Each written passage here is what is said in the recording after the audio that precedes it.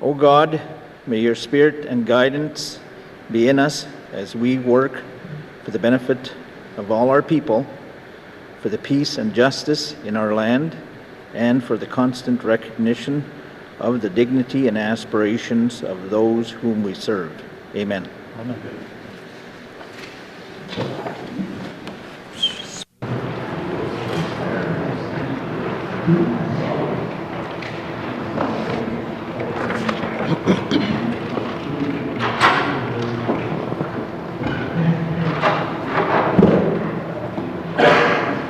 Good afternoon, members.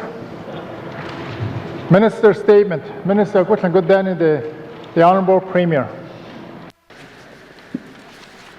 Mr. Speaker, I wish to advise members that the Honourable Glenn Abernathy will be absent in the House today due to illness. Thank you, Mr. Speaker.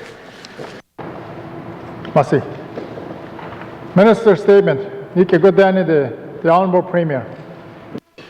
Mr. Speaker, I'm pleased to update this Assembly on negotiations toward the shared management of oil and gas resources in the Northwest Territories offshore, along with our ongoing work to undertake a 5-year science-based review of the federal moratorium on offshore oil and gas activity in Arctic waters. Mr. Speaker, the devolution agreement commits Canada and the Government of the Northwest Territories, with the participation of the Inuvialuit Regional Corporation, to undertake negotiations for the management of oil and gas resources and the sharing of revenues in the offshore. Canada made a similar commitment to the Government of Yukon. Northerners should be in charge of decisions about the future of the North and need the opportunity to grow the Northwest Territories economy based on the responsible development of the Northwest Territories' rich reserves of natural resources. As members are aware, negotiations began in April of this year in Inuvik. Since that time, 2 additional negotiation sessions have been held, one in Yellowknife in May and one in Calgary in June. An approach to guide ongoing negotiations has been agreed upon and will anchor the negotiations across the federal and Northwest Territories election periods. Negotiations are set to resume in January of 2020, but work will continue with ongoing discussions and preparation for negotiations to continue until then. Mr. Speaker, concurrent with negotiations, a separate table has been established to oversee the 5-year science-based review process for the federal moratorium on offshore activity in the Western Arctic, which was unilaterally imposed by Canada in 2016 without any consultation with our government. Parties to this table include Canada, the Inuvialuit Regional Corporation, the Government of the Northwest Territories, and the Yukon. This provides the N.W.T and the Inuvialuit Regional Corporation with direct input into the science-based review and also the decision on whether or not the moratorium will be lifted following the completion of the 5-year review. Mr. Speaker, this work is a priority of our government and is a mandate item. To show our commitment to this important work, we have established a small Office of Devolution Initiatives within the Department of Executive and Indigenous Affairs, comprised of 3 staff. This office will lead our work on this file, along with work associated with a review of the transitional provisions under the Devolution Agreement with respect to the Mackenzie Valley Resource Management Act. Mr. Speaker, the N.W.T remains ensuring that Northern decision-makers have a strong role in resource management decisions that will directly affect N.W.T residents. Decisions cannot and should not be made unilaterally from Ottawa. Hear, hear. Our work to negotiate an offshore resource and revenue sharing regime in the Beaufort region is a tangible step towards empowering Northerners through self-determination. I look forward to the work ahead and hope that this important work will be successfully completed early in the life of the 19th Legislative Assembly. Thank you, Mr. Speaker. Merci. Minister's statement. Minister Ike Godin, the Minister of Finance. Thank you, Mr. Speaker. Mr. Speaker, the issue of property tax arrears has often been cited as a barrier for residents trying to purchase land, obtain a mortgage, or access various government of the Northwest Territories programs. Frequently, a significant portion of these arrears are attributable to interest charged on outstanding debt. The impact of this interest compounds over time and can leave residents with significant challenges to recover. To address the accumulated arrears, the government has established a property tax arrears program. This program is designed to provide property tax interest relief to residents of the general taxation area who have property tax or residential lease arrears in excess of 24 months. This program does not apply to municipal taxation and area property taxes, as those are the responsibility of the tax-based municipal government. In order to qualify for interest relief through the program, applicants will be required to enter into legal agreements that require the property holder to make agreed upon monthly payments on the principal owed on their property taxes. Remission or forgiveness of interest of arrears will be granted in installments when the property holder has met their financial obligations under the agreement. To be clear, there is no forgiveness of the principal owed for property taxes under this program, only the interest calculated on arrears. To illustrate an impact of the program, I will use an example of a homeowner who owes over $34,000 in property tax arrears. This is comprised of about $4,900 in taxes and approximately $29,000 in interest. Should the homeowner choose to participate in the property tax arrears program, we would enter into an agreement to pay the $4,900 in affordable monthly payments, and the $29,000 interest would be forgiven. This is not a unique circumstance. I believe the property tax arrears will provide a path forward for residents who want to address their current property tax arrears. This program, along with the Standard Interest Rate Statutes Amendment Act, should ensure these large accumulated property tax arrears are a thing of the past for most residents of the general taxation area. The program is now being advertised and communications has been undertaken to advise residents of how the program and how they can apply. Thank you, Mr. Speaker.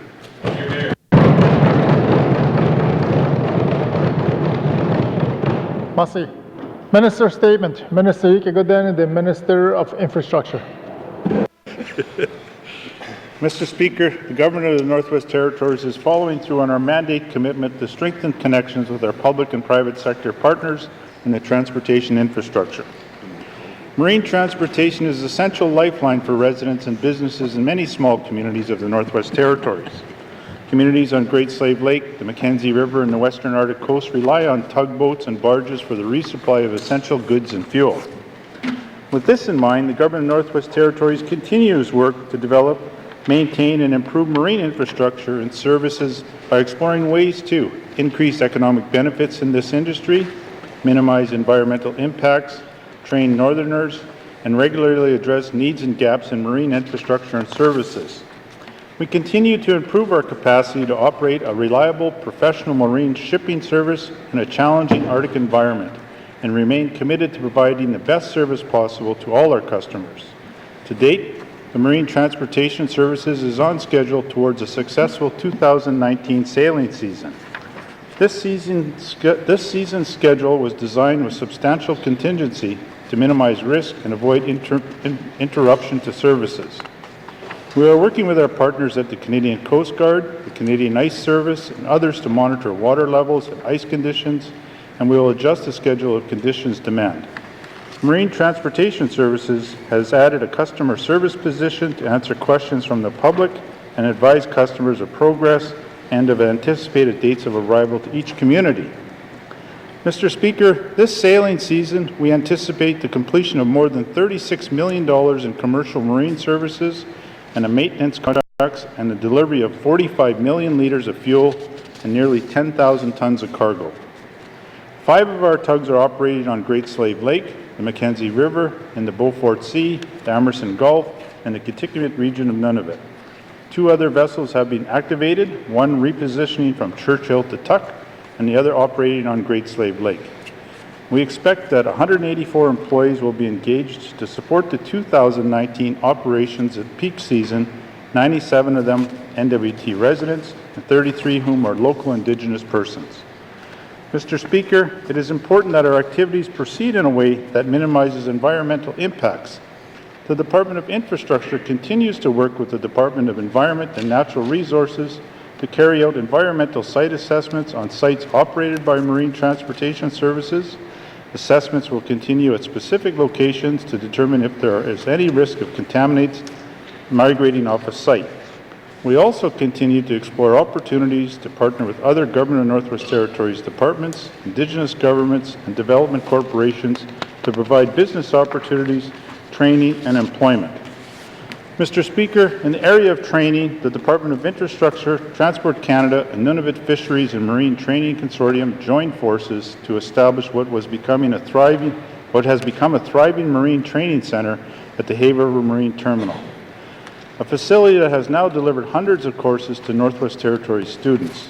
The expansion of the Marine Training Center this year includes additional classroom space and courses offering, including Bridge Watch Rating Program, Small Vessel Operator Proficiency, and Fishing Masters Program. The Marine Placement Program matches graduates from the Marine Training Center with jobs and economic opportunities. In 2019 sailing season, we saw 6 graduates from the Marine Training Center take deckhand positions with Marine Training Services, including 1 placement on each operational tugboat and 2 positions on the Hay River Tug Harbor. And graduates from the Marine Training Center have secured employment with the Canadian Coast Guard, and some will sail on icebreakers that will visit our coastal waters this season. Mr. Speaker, in addition to training and employment opportunities, the Government of Northwest Territories recognizes the need to support the marine industry by improving marine infrastructure and services. A great deal of maintenance and repair work has been done and continues to be done at the Government of Northwest Territories Hay River Cargo Terminal and shipyard facilities. But much work remains to be improved at marine infrastructure and services in the Northwest Territories. Mr. Speaker, one of the ways the Government of Northwest Territories will improve our marine services is by upgrading our fleet. 4 double-hull barges are being built for delivery to Tuktoyaktuk in August of 2020. An extensive overhaul is being performed on one of our own tugboats, the Jacques McNiven. The Canadian Coast Guard vessel, the Ekaloo, will be undergoing major maintenance at the shipyard this winter, and these initiatives will employ about 30 people throughout the off-season. We also continue to pursue federal funding to support investment in marine assets and infrastructure funding from the Canadian Northern Economic Development Agency for a study that would examine the impacts of climate change on marine assets and services in the Beaufort Delta. The study would recommend operational and infrastructure improvements to mitigate risk to community resupply, as well as potential economic, employment, and community development opportunities that could be leveraged. Mr. Speaker, there is also work that remains to be done in support of marine operations in the Northwest Territories that requires the federal government to step up to the plate. Restoring the Hay River Harbor and other vital initiatives such as ice-breaking support and remote federal marine resupply sites require action by the federal government, and I will continue to press my federal counterpart on the importance of working with us to find solutions. Through our federal, community, and industry partners, the Government of Northwest Territories will continue to strengthen and support the marine infrastructure and services in the Northwest Territories for the benefit of Northerners. Thank you, Mr. Speaker. Masi. Minister statement. Minister Ike Minister N.W.T. Housing Corporation. Thank you, Mr. Speaker. Mr. Speaker, ensuring that housing programs and services reflect community values and priorities has been a key commitment of this government. Implementing northern solutions for northern housing also means working in partnership with other orders of government to develop more affordable housing. To meet these commitments, we have been working hand in hand with local governments to develop community housing plans that will guide and support their housing aspirations. Mr. Speaker, the community housing plan process is well underway, with 12 communities across the Northwest Territories engaged in this work. We are close to celebrating the establishment of a community housing plan for the community of N.W.T, as well as Paulituck and Fort Liard close behind. We recognize that we have set ambitious goals for ourselves with this initiative. It takes time to do these community plans right. We are committed to working with our partners and residents in a meaningful and respectful manner. It is important that we take the time to listen and learn from each other, and sometimes that means we cannot rush things. This respect will ensure that community leaders and residents have full involvement in the creation of these plans, feel a sense of ownership, use the plans and see them as a great tool to guide housing decisions in their communities. In that spirit of respect, community leadership is critical, and we are working closely with local leaders. Chiefs, mayors, and their councils have recognized from the beginning how important it is for their communities' voices to be heard. We have also hired local housing facilitators to assist with the community planning and outreach to community residents. These contacts have been invaluable, and we could not do this work without their help.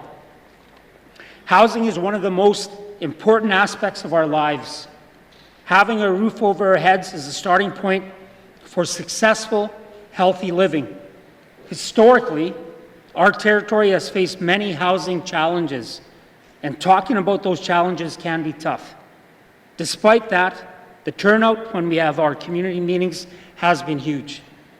I am impressed by the broad participation. I want to thank everyone at the community level for coming out and sharing their knowledge and for working with us to develop your community plans. Mr. Speaker, when I say that these plans belong to our communities, I mean it. Without the investment of time from community leaders and the residents, this would be a top-down exercise. We are taking the time to make sure these plans reflect local wisdom, experience, and a vision for the future. Several community housing plans will soon be complete, and I am confident communities will use them strategically to help meet local housing priorities. Masicho, Mr. Speaker. Good minister. Masi. Minister statements. Minister statements. Member statements. Member for Yellowknife North.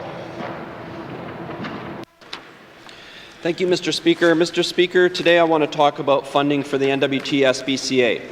This organization serves 31 communities in the N.W.T. with the important mission of providing humane treatment of animals. So, Mr. Speaker, I am pleased and want to offer credit to this government that it came through with $43,000 in stabilization funding for the N.W.T. SPCA. It was a hard-fought achievement, and it's a good news story. I appreciate that the government came around, and so will many Northerners. Everyone who worked to make this funding possible should be proud of the achievement. Just last weekend, I was part of the SPCA's public fundraising event. Even with the one-time funding that was provided previously by the GNWT, the SPCA has to work constantly to find the financial resources it needs. And no wonder, it employs up to 12 people, it spends $30,000 a year providing dog food and straw to N.W.T. communities, it spends $50,000 a year on medical supplies, it fundraised to buy its own piece of land and build its own new building, which it now pays to operate. It relies heavily on volunteers, including its board members. These are people who volunteer their time because they care about the welfare of our animals. I am proud that the N.W.T. SPCA received these funds, but I think this government has to go another step further and provide ongoing financial support. The City of Yellowknife supports the SBCA to the tune of almost $20,000 a year. Individuals and businesses contribute thousands a year. The territorial government needs to step up and provide ongoing annual funding to support the SBCA's important work through whatever means. Mr. Speaker, 31 communities count on the services the SBCA provides. Those include the Community Spay-Neuter Program, the Pet Food and Supplies for Communities Program, Animal Rescue and Protection, and the Animal Health Initiative Program, and the demand is growing. The SPCA has achieved a lot, and this territory needs its services, but it's warning us that it can't continue without the right support. Our government needs to commit to help relieve the burden with dependable, long-term financial support. Thank you, Mr. Speaker.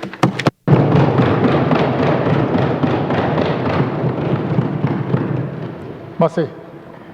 Member statement. Member Ike-Godani, Member Nahende. Thank you, Mr. Speaker. Today I rise in the House to speak about some amazing accomplishments for some constituents from the Hindi region this summer. Mr. Speaker, in December 2017, Jessie Ludet received a call from Rowing Canada's head coach, officially inviting her to join the national team starting January 2018. With this official invitation to join the team, she is now a carded athlete with Sport Canada, with the ultimate goal of representing Canada in the 2020 Olympics in Tokyo. On August 8th, Jessie and her partner, Larissa Werobicki, took another step towards this ultimate goal by winning Canada's first rowing medal at the 2019 Pan Am Games in Peru. Jessie and her partner remained in second place throughout the race, finishing just behind the Chilean duo with a time of 7 minutes 30 seconds, 0.6 seconds. This is Larissa's and Jessie's first Pan Am Games and Jessie's first international medal. Mr. Speaker, Brenda Morrow, single mother to 4, has been a dart player since 1993, with many achievements under her belt representing the N.W.T in darts. In 2008, she received a distinguished award with the National Dart Federation for Athlete of the Year. She has been to every province and traveled extensively to attend a ranking for her territories to be proud of.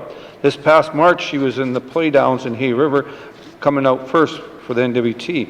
In June, she traveled to Saskatoon, ranked joint 5th in the Land of the Living Sky Lady Single event, and joint 17th at the National Canadian Women's Championships. On August 3rd, 2019, she took home a huge victory, placing first at the Calgary Open. Currently, Brenda Morrow is ranked 3rd in Canada and plans to remain in the top 16 for the 2019-20 dart season, running up to April 30th, 2020. With the plans to attend 6 more ranked tournaments, with her main goal to win and receive an invitation to the World's Masters to represent Fort Simpson and the territories in Canada. Mr. Speaker, yesterday 3 Nahindi youth were part of the Northern Youth Abroad's graduation ceremony with other participants. They got to share some of their things that they accomplished this summer. I'd like to congratulate Joel Kachia from Fort Liard, Emily Hardesty Marcellus from Fort Simpson, and Holly Norwegian from Jean Marie and Fort Simpson. At this point in time, Mr. Speaker, I'd like to seek unanimous consent to finish my statement. Thank you. Merci. Member, the member statements. Canada it such a sewa. Then hey, carry on. American anyway. What you get anyway? Member Nahende. Such a no. You honor that member statement. Thank you, Mr. Speaker, and thank you, colleagues. As I said, Holly Norwegian from Jean Marie and Fort Simpson on completing the whole program. I've witnessed their personal growth and look forward to their next adventure. In closing, Mr. Speaker, I'd like to congratulate the Detroit Braves mixed slow pitch team for winning the B Division title this past weekend in Yellowknife. This team has been doing a great job representing the community of Fort Simpson throughout the year. I wish them the best, and the other teams that are attending this weekend's tournament in the annual Fort Simpson slow pitch tournament. Thank you, Mr. Speaker.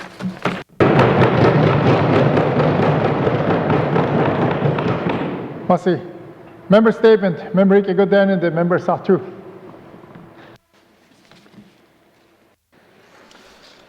Thank you, Mr. Speaker.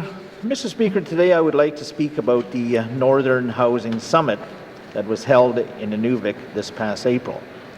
This summit was attended by over 100 subject matter experts and community leaders from across the Northwest Territories and beyond. The focus of the summit was on communicating housing investment opportunities to stakeholders, providing a collaborative forum for partnership building, presenting community design and capacity building tools, and boosting community and stakeholder relationships, and excellent networking engagement. Mr. Speaker, I recognize that this summit has been discussed here in the legislature in detail before, but now, more than 3 months after the event, I would like to talk about what came out of the summit and what are the next steps. According to a summary report by the N.W.T. Housing Corporation that was tabled in the last session, the summit was largely successful. Community, Indigenous organizations, and other stakeholders were given valuable information about investment opportunities, such as the National Housing Co-Investment Fund. It gave stakeholders a chance to consider how to realize their housing aspirations and plan for healthy communities now and into the future. It also allowed for building partnerships and deepening relationships between many individuals and organizations. Mr. Speaker, I'm interested in where do we go from here. As I see it, we have an opportunity to develop some meaningful, local, appropriate housing initiatives all across the Northwest Territories. If we can make efficient use of the National Housing Co-Investment Fund, there is a $60 million carve-out just for the Northwest Territories. Mr. Speaker, I seek unanimous consent to conclude my statement. Merci. Members seeking unanimous consent to conclude a statement. Are there any nays? There are no nays. You may conclude your statement. Member Satu. Merci, colleagues. Let's ensure we use this money to support the housing aspirations of all our communities, and let's ensure we start identifying and starting projects under this fund in the very near future. I also think that the community housing plans currently being undertaken by the corporation could provide a useful and helpful roadmap for communities in this regard. Later, Mr. Speaker, I will have questions to the appropriate minister. Merci. Merci. Member statement. Member Ika Godan and the member Kamlik. Thank you, Mr. Speaker. In 2016, at the start of the 18th Assembly, the N.W.T. continued to acknowledge that there exists a gap between the core funding and needs of community governments. The government has set a target of 9 years to close this gap, and here we are 4 years later. MACA's 2018 to 2019 business plan says we're still 9 years away from balancing this deficit. The N.W.T. Association of Municipalities identified a $40 million deficit in funding. In an attached report prepared by the Conference Board of Canada, which was included with their submission, it stated that closing the funding gap would create more than 200 jobs a year and would have a net positive impact on the economy of the Northwest Territories as a whole. Every budget that this shortfall in funding to community governments remains, the amount of difference compounds. In effect, this means that the gap that exists today is bigger than it was in 2016, simply from inflation, let alone adding up every extra unanticipated costs community governments have to cover. It is unacceptable that such a significant and well-known issue has had its timelines blown through and pushed to the next assembly. I caution the 19th Assembly that when this issue is raised, quote, further study will be needed. Be aware that this is what committee and community leaders have heard on this issue for some time now. Community leaders from across the territory have expressed to me that the department has been updating them on the new pending release of the strategy to close the gap, but they've been kept in the dark and have been insufficiently consulted on the work done to date.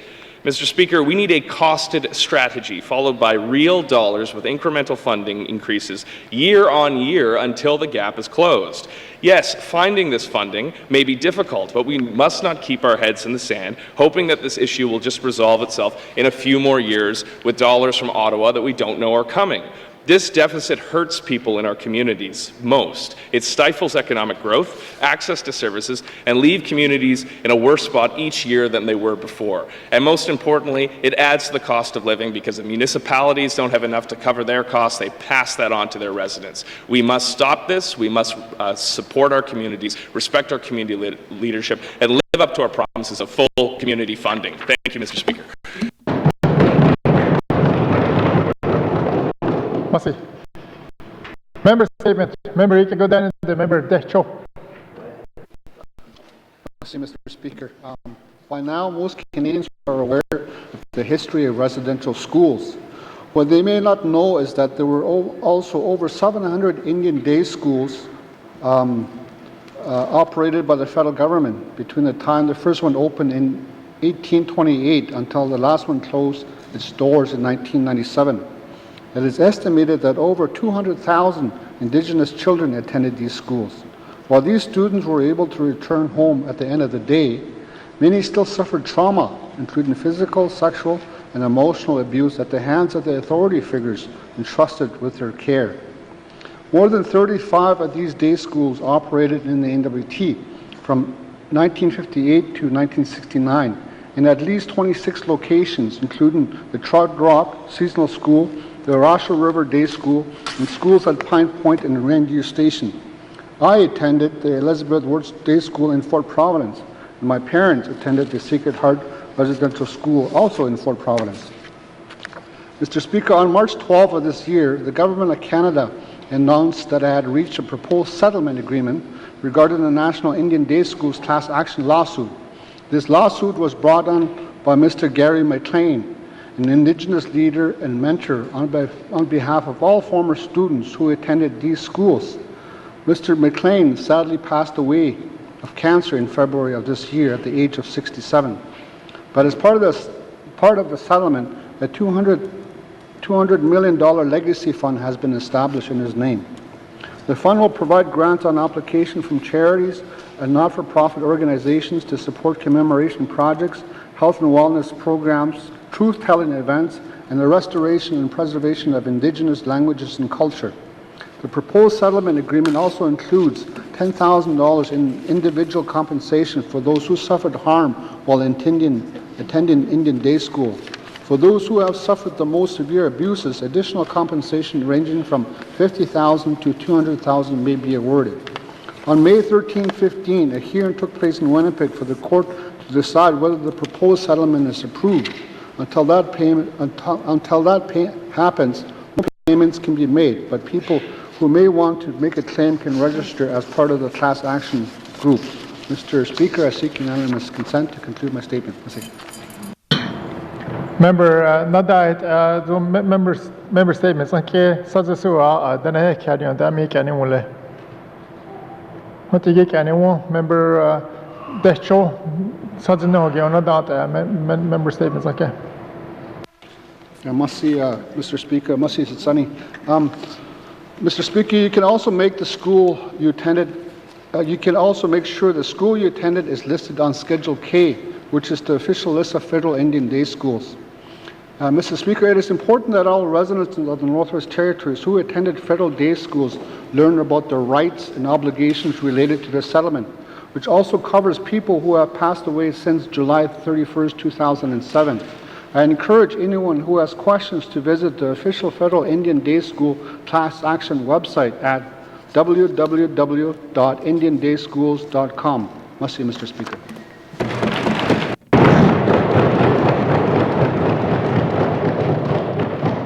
Must see. Member statement. Member Ike-Godani, the member Mackenzie Delta. Thank you, Mr. Speaker. Mr. Speaker, people don't like to think about what will happen after they pass away. Unfortunately, this means that on top of grieving the death of a loved one, families are left to deal with their estate. This is made even more complicated if someone died without a will. The Department of Justice has a legal aid outreach clinic which can provide free advice on wills and estates, and I encourage the Minister to ensure that this important office continues helping residents by assisting with wills. By clearly putting your wishes on paper, families will know how you wanted your estate dealt with. This will make handling the estate after death easier for everyone. Unfortunately, across the N.W.T, there are many people who do not have wills. Over the last number of years, my constituents have had to deal with estates of their loved ones, and many have had to hire a lawyer to assist them, a cost many of my constituents can barely afford.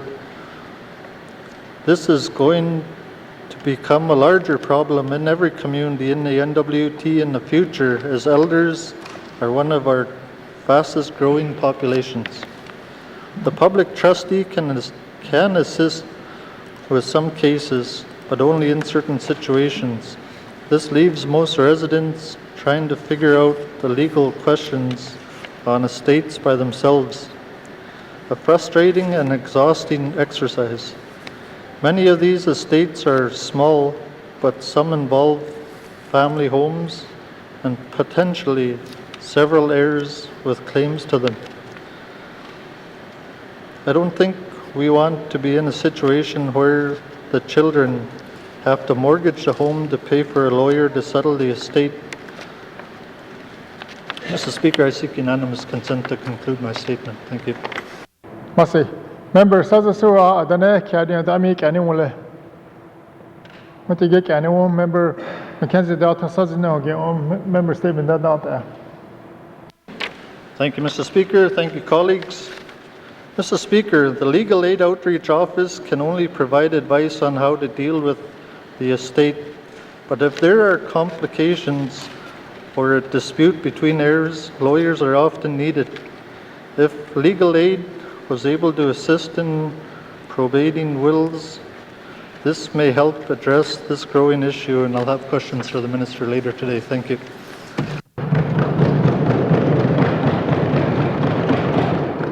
Merci. Member statement, Member Ike Goodanian, the member Hay River North. Thank you, Mr. Speaker. Mr. Speaker, the GNWT is implementing its strategy to revitalize the Great Slave Lake commercial fishery. I'm very supportive of its goals, namely to develop a commercial fishery into a sustainable industry and to increase returns to fishers.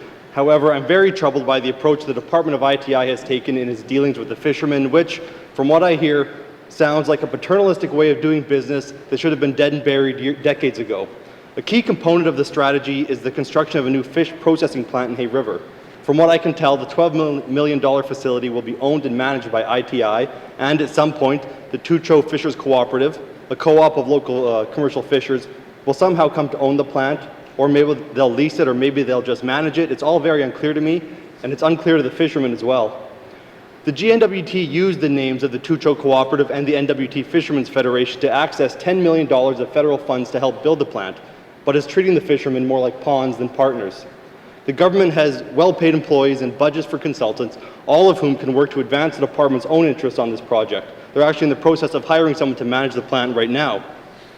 If ITI thought of the fishermen as partners, they would ensure that they had similar supports. Neither the Federation nor the co-op has the administrative capacity or the budget to hire someone with the skills needed to help them fully participate in the project and to advocate on their behalf. And ITI uses this power disparity to steamroll ahead while fishermen are kept in the dark. Their participation is further eroded by ITI's insistence on engaging individual fishers instead of the elected heads of the Federation or the co-op, an approach that sows division among fishers. That's colonialism 101, Mr. Speaker. The government has also actively taken steps to reduce influence of fishermen. The GNWT has a seat on the board of the Freshwater Fish Marketing Corporation, which has always been filled by a fisherman. But this summer, the GNWT installed one of its own on the board. That directly contradicts the very first recommendation of the Federal Ministerial Advisory Panel that has been studying freshwater for the past number of years, which recommends increasing fisher participation on the board. I've also been informed that ITI has discouraged the fishermen from pursuing partnerships with Indigenous governments and is working to thwart the efforts of Indigenous entrepreneurs who want to invest in the industry and help it grow. Mr. Speaker, ITI should not be working to consolidate its power and crush its competitors.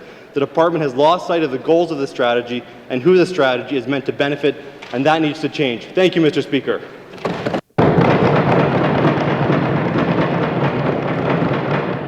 Massey. Member statement. Member Ike-Godin, the member Frame Lake.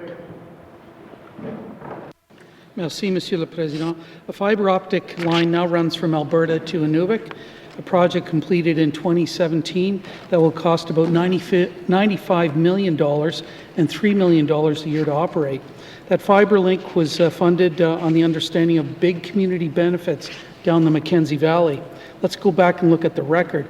As early as 2011, the then Minister of Health was promoting, quote, a very ambitious plan that would provide a fiber optic link to all the communities.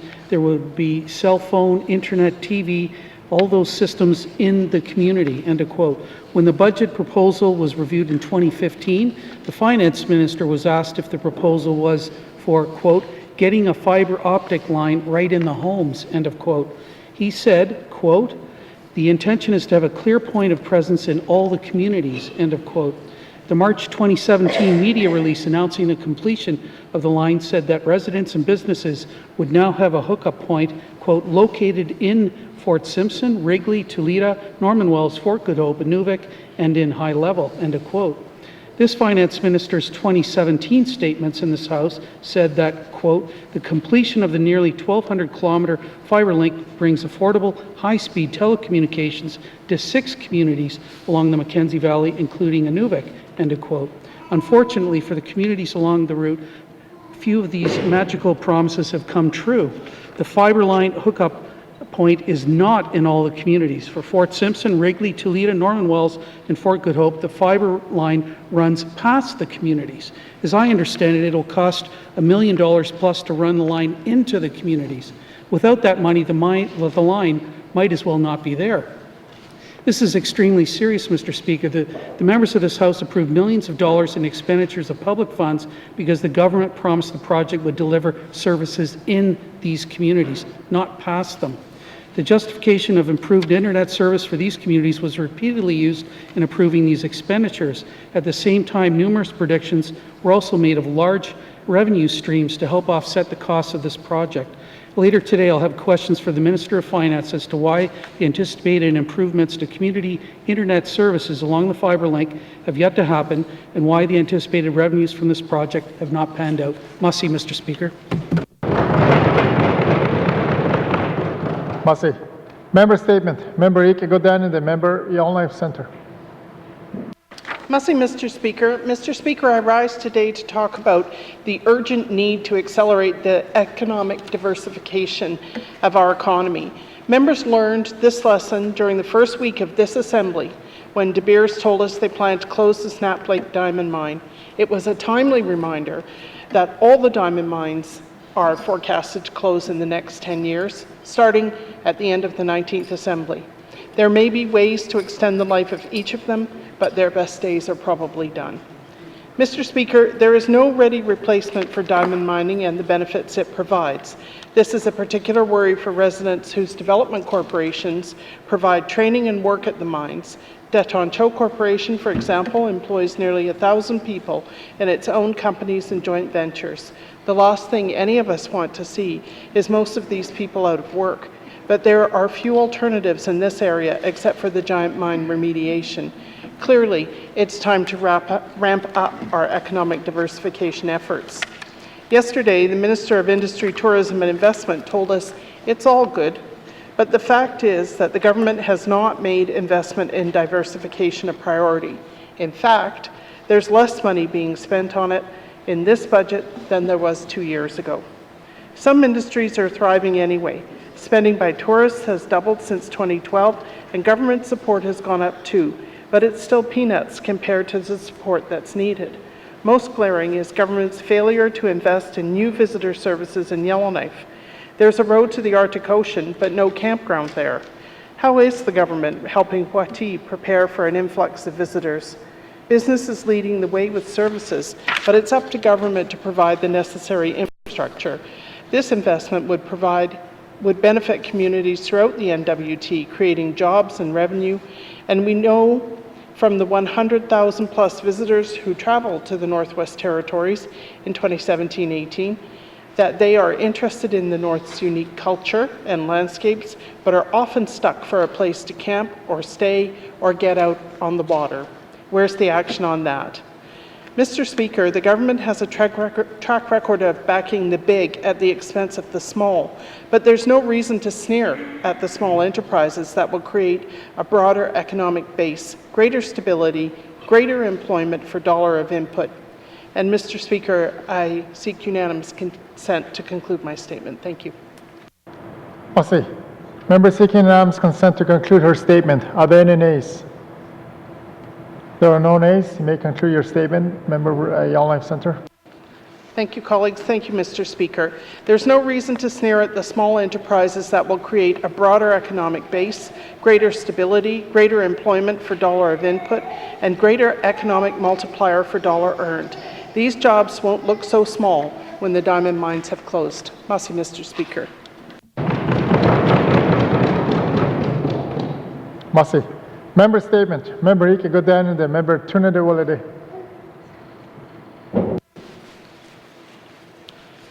Thank you, Mr. Speaker. Mr. Speaker, I rise today to speak about an unfortunate recent passing of two residents of Dilo, Muriel Betsina and J.R. Abel, both of whom were related as grandmother and grandson. Mr. Speaker, to begin, I'd first like to talk about Muriel. Muriel has been a lifelong resident, a long-time resident of Dilo. But she was born in Toledo on May 25, 1944, and passed away on July 22, 2019, at age 76. Muriel is survived by her 7 children: Ernest, Eileen, Norman, Diane, Ellen, George, and Frank Jr., her 40 biological and adoptive grandchildren, and more than 10 great-grandchildren, as well as her siblings Besha, Alice, and Joe Blondin. She's also a sibling to the late George Blondin. Ms. Speaker, Muriel was an outspoken advocate for most of her life, where she often talked about her experiences as a survivor of residential school and about the importance of preserving a positive cultural legacy for the Dene of the N.W.T. She was also known for her strong beliefs in forgiveness and for sharing strong sense of love and acceptance with all people whom she interacted with. She will surely be missed by the people of Dilo and many people across the Northwest Territories. Now, Mr. Speaker, I'm going to talk about the life of J.R. Abel. J.R. was born in Yellowknife on January 2, 1990, and passed away on August 9, 2019, at the age of 29. J.R. is survived by his parents, Eileen Betsina and Edward Abel, his siblings Martina, Eric, Christopher, and Shelby, along with countless cousins, aunts, uncles, great-aunts and uncles, and 6 nieces and nephews. The Speaker, J.R. grew up in the community of Dilo, where he was surrounded by much of his family most of his life. J.R. was known to have a generous heart and never hesitated to offer his help to any of his family or friends, especially when it came to his nieces and nephews. J.R. also loved to be out in the land and was considered a star pupil for the N.W.T Environmental Monitoring Program. Over the years, he also worked as a wildfire fighter. During the summers and in the wintertime, ice road flooder. It's truly unfortunate that J.R. passed away at such a young age. His memory, however, will live forever in the hearts and minds of those he touched. This goes the same for his grandmother, Muriel. Thank you, Mr. Speaker. Merci. Our condolences to the two families as well, and also to the community. Member statements. Member statements. Returns to oral questions. Returns to oral questions. Recognition of visitors in the gallery. Member for Range Lake. Thank you, Mr. Speaker. Today I'd like to recognize a really dynamic group of women in our gallery today. We have Cheryl Lisk from the Yellowknife Dene. She's a longtime resident of Yellowknife, Northwest Territories. Ms. Beatrice Harper is the visitor from Onion Lake Cree Nation on the border of Alberta and Saskatchewan. Ms. Maxine Desjardins is a visitor from Lloydminster, Saskatchewan. We have that name in the territories too, just let you know. Shelley Weert is the member of the North Slave Métis Alliance, and she's visiting from Lloydminster, Alberta. She is known as the co-founder of the Women Warriors, really important pod what? Can't remember. What? It's okay. And Miss Janelle Baker, she's a visitor from Sundre, Alberta. She's the assistant professor of anthropology at Athabasca University. And with her we have baby Arlo Huss. Welcome to the gallery, baby. And so these women are here. They're working on the Indigenous women's health stories. I'm hoping that all MLAs have gotten an invite. They'll be presenting tomorrow evening at Northern United Place at 6 o'clock, sharing Indigenous women's experiences with the healthcare system. I urge anyone, if we're not in session, to please attend their presentation. Thank you all for being here.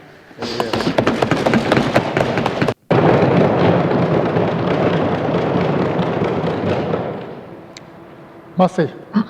Hatunguni Akwezongi Huzami Godani, the member Yellowknife North. Thank you, Mr. Speaker. Mr. Speaker, at this time I would like to recognize Dana Martin, Vice President of N.W.T. SPCA. Welcome to the House, and say thank you for the tremendous work that you do on behalf of the territories. Thank you.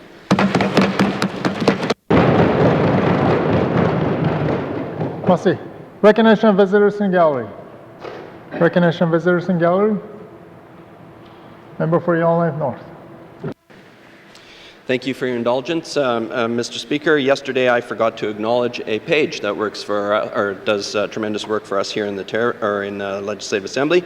I want to acknowledge Joshua Dragis and thank all the pages for the tremendous work they do. Thank you.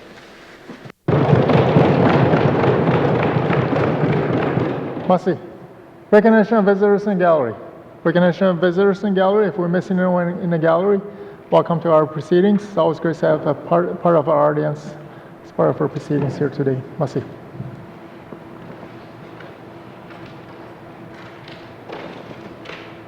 Acknowledgements. Acknowledgements. Oral questions. Member for Yellowknife North. Thank you, Mr. Speaker. Mr. Speaker, my questions are for the Minister of Municipal and Community Affairs. I again want to take the opportunity to thank the Minister and the Department for the commitment that they have made to the N.W.T. SPCA. Honestly, let's be fair, originally there was some resistance to fund the SPCA through the NGO stabilization funding, so I'd like to ask the Minister, really, what was the reason for the change of heart, and why did the Minister see it fit to prioritize approval of this funding to the SPCA? Thank you, thank you, Speaker. Merci. Minister of Municipal Community Affairs. Thank you, Mr. Speaker. Mr. Speaker, to be honest, we have a lot of non-government organizations that do a lot of really good work on behalf of residents of the Northwest Territories, our municipalities, our communities, our governments. And as a government, we want to make sure that we can also provide support. This was the case with the SPCA. Previous, when the program was not through the Department of MACA, there was a one-time funding, I believe, of $25,000. As the member has asked me in a previous session, we did give a one-time funding. Coming from personal experience, coming from Inuvik, we do have the Arctic Pause, and the Arctic Pause does have a really strong relationship with the SPCA, and we really appreciate the work that they do in terms of providing safety and the health of our of the animals across the Northwest Territories. They did fall under some of the criteria that allowed them to get the funding, and we want to make sure that working with our NGOs that do work on behalf of the government, that we want to support that. And I think moving into the next government, we're going to have to come up with some criteria and also look at how we, as I mentioned to the member, it's not core funding, but how do we support our NGOs to support the work that they do on behalf of residents and the animal population in the Northwest Territories, and really appreciate the work and glad that we have a representative here from the SPCA today. So thank you, Mr. Speaker. Merci. Oral question na Kitare, Cassie member Yellowknife North. Thank you, Mr. Speaker, and thank you to the Minister for his response. And yeah, indeed, we know, and as does everybody, that a number of NGOs provide important and critical services to the Territory, and they rely on this stabilization funding, and we don't want to take away from that. So maybe does the Minister have some other concepts or ideas that we can find a way to provide long-term funding to the SPCA while not impeding on that a number of NGOs depend on? Thank you, Mr. Speaker. Merci. Minister of Municipal Community Affairs.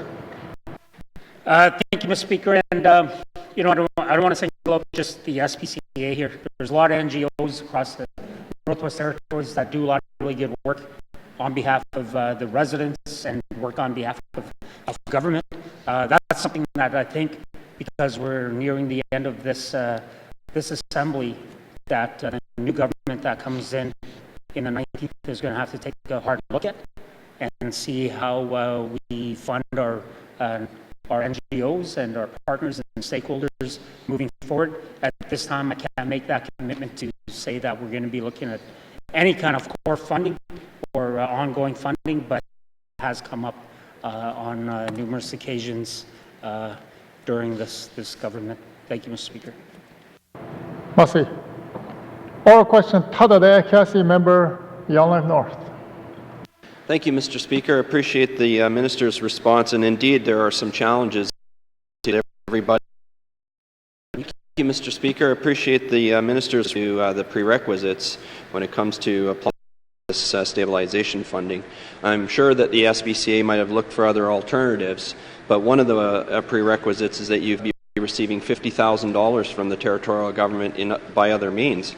And, you know, I would like it, if it's possible, can the Minister let the SPCA know, or have his staff work with them to find ways in which other pots of money can be accessed so that maybe they don't have to go to the NGO Stabilization Fund?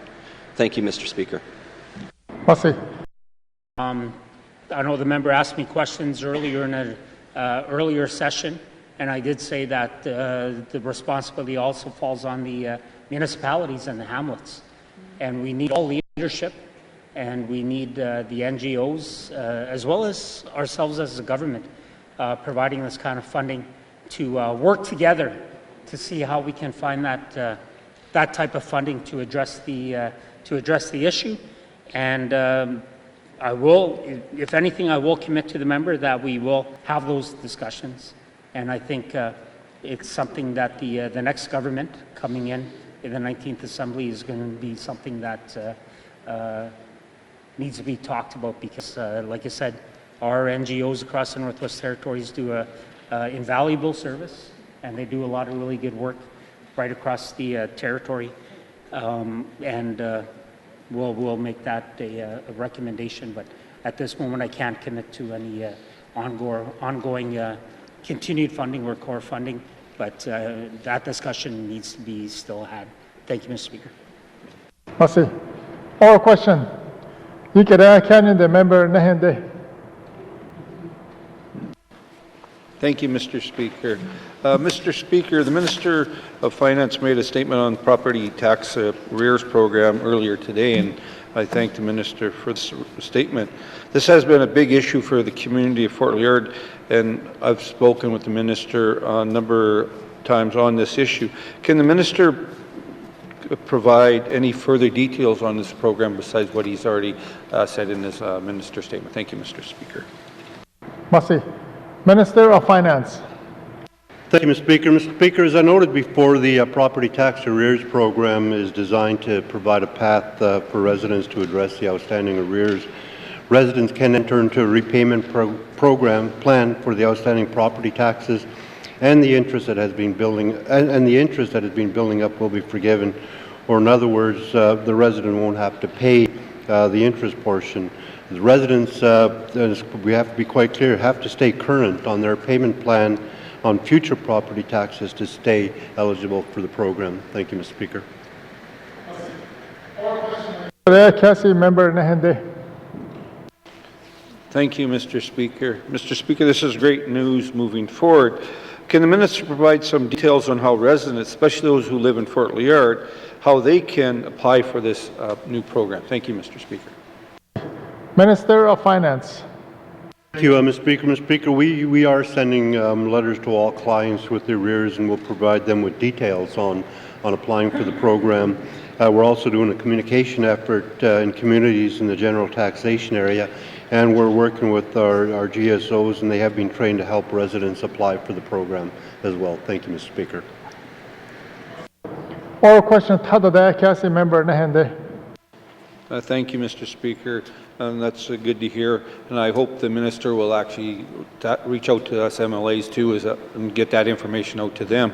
Mr. Speaker, will the minister's department be working with residents as part of this program to establish affordable payment program, and how does it have an impact on people who have already entered into a payment program? Thank you, Mr. Speaker. Merci. Minister of Finance. Thank you, Mr. Speaker. Mr. Speaker, the quick answer is yes. When a resident apply, we will work with the client to come up with affordable monthly payment plan. And if there's some that have entered into repayment plans already, we would expect them to honor it, and this program would apply to them as well. Thank you, Mr. Speaker. Merci. Oral question, Member Nahende. Thank you, Mr. Speaker. And at this point in time, I'd like to thank the minister for this information. So my final question is, we have been considering the Standard Interest Rate Act in this session. How does this legislation relate to this new program? Thank you, Mr. Speaker. Merci. Minister of Finance.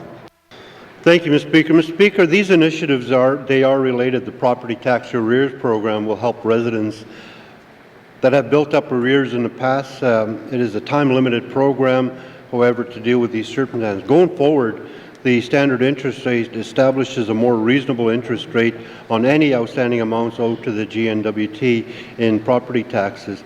These two initiatives taken together should help address the historical problem we've had with property tax arrears. And that said, though, residents will have to pay their property taxes, and if they do not, the arrears will start to grow again over time. And with the other piece of legislation that we were dealing with, we had varying interest rates across programs north of Territory. I think we had some as high as 18%, and we're starting to standardize all those. So I think it will do well for the people in Northwest Territories. Thank you, Mr. Speaker. Merci. Oral question, the member Trinidad Walladay. Thank you, Mr. Speaker. Mr. Speaker, on Monday I made a member statement on the Housing Corporation, the core need, housing programs and so on. I have questions more specifically towards the core need of the social housing in Northwest Territories. I'd like to ask the minister responsible for N.W.T. Housing Corporation when the new need survey for determining the core need numbers across the N.W.T. will be released. Thank you. Merci. Minister of N.W.T. Housing Corporation. Thank you, Mr. Speaker. And when the member did make a statement, I was waiting for some questions earlier this week. I want to let the member know, and all members that have an interest in housing, which is every member in this building, that the N.W.T. Bureau of Statistics has been conducting the 2019 Core Needs Survey, and it should be ready for release in November of this year. In the past, I have given updates in how we are addressing the core need with various programs and looking at the target of 250 per year. And I can share with committee, I can share with members that I believe that we're exceeding that, and we can show how we are are doing that through the various programs that we are conducting. Thank you, Mr. Speaker. Merci. Oral question na kida Council Member Tunde Wolode. Thank you, Mr. Speaker. Mr. Speaker, often individuals that have perfectly good housing units, suitable and adequate units, because they have an affordability issue, identify as being in core need for housing. So I'd like to ask the Minister if he could give the House a definition of core need. Thank you. Merci. Minister of N.W.T. Housing Corporation. Thank you, Mr. Speaker. And myself and the member had a discussion around this, and you know it can be a little bit complex in terms of what core need is. However, the definition of core need is a federal standard, and it is used by all jurisdictions right across Canada. The core need survey does allow us to look at the number of households affected by each area, and while the definition of core need includes affordability, the majority of our program is used to address adequacy as well as suitability. And that was the exact conversation that I had with the member earlier today, and that's something that needs to be more addressed, not only within the territorial government, but I think it's something that needs to be have a more bigger discussion with the federal governments and our municipal leadership or territorial leadership. Thank you, Mr. Speaker. Merci. Oral question Council Member Tunde Wolode.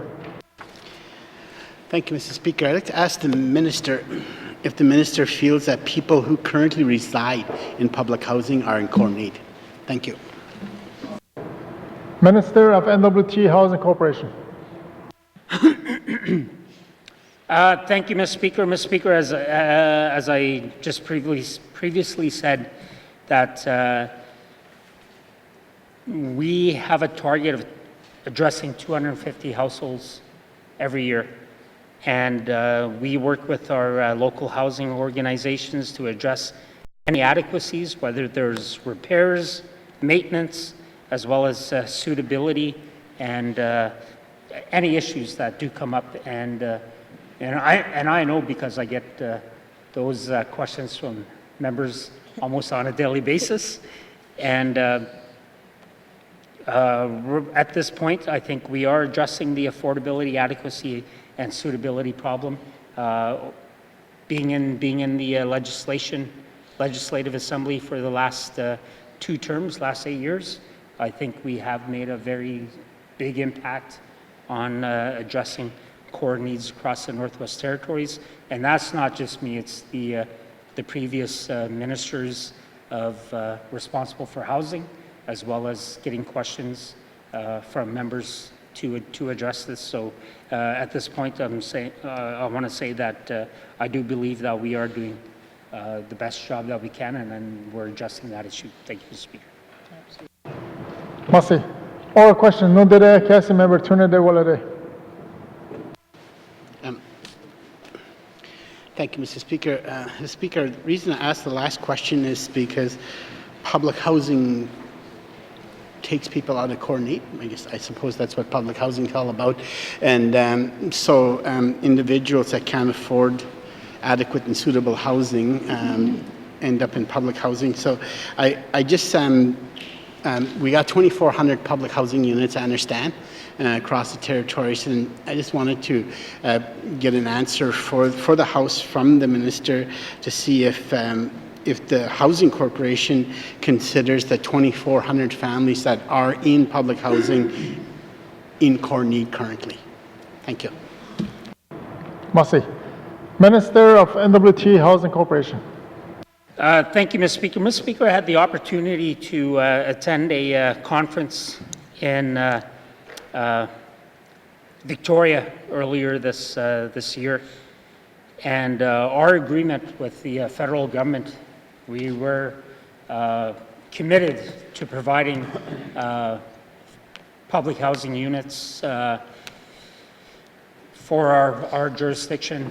I think it's about just over 1,300.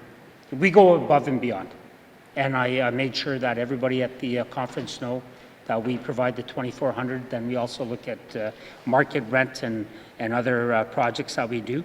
We do have a number of programs that are going to address this need. For seniors, for singles, I made some comments the other day about the fuel tank replacement issues, the rapid rehousing, our community housing support initiative that we've, over the last, I'd say the last 3-4 years, we've seen some very successful programs working with Indigenous governments and local governments as well. And we do have a new home program which will address suitable housing concerns. And our community housing plans, you know, as I mentioned earlier in my member statement, that we need to work with local leadership and stakeholders to address what their priorities are and how do we address the core housing need.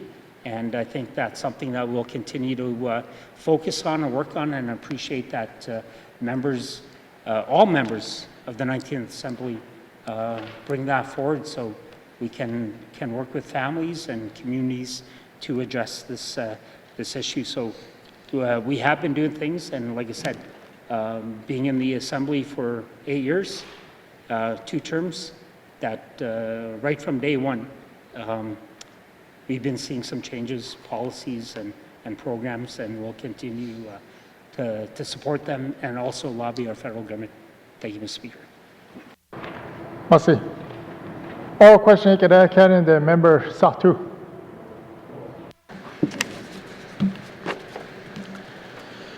Thank you, Mr. Speaker. Further to my member statement on housing, my questions today is to the Minister of Housing. Mr. Speaker, we are now more than 3 months after the Northern Housing Summit in Nunavik. Can the Minister talk about what came out of the summit and what next steps might be? Merci. Merci. Minister of N.W.T. Housing Corporation. Thank you, Mr. Speaker. Mr. Speaker, I was very proud to hold this summit up in the community of Nunavik, only because we've looked at some new initiatives and the way we do housing in the Arctic, especially with discussions around climate change. And I think this was the first one of its kind in terms of where we had a lot of leadership right across the territory. We invited leaders to come to the forefront and discuss the issues. We have identified 4 key outcomes in our report on the summit. I can, in due of time, make sure that I can give the members and the committee, that we did have committee there as well, and share with them some of the outcomes that came out of that summit. And if anything, I think it put not only responsibility on the territorial government, but also federally and locally, and make sure that we all have a responsibility in addressing housing across the Northwest Territories. Thank you, Mr. Speaker. Merci. Oral question, Cassie member Satu. Thank you, Mr. Speaker, and thanks to the Minister for the reply. We look forward to the information.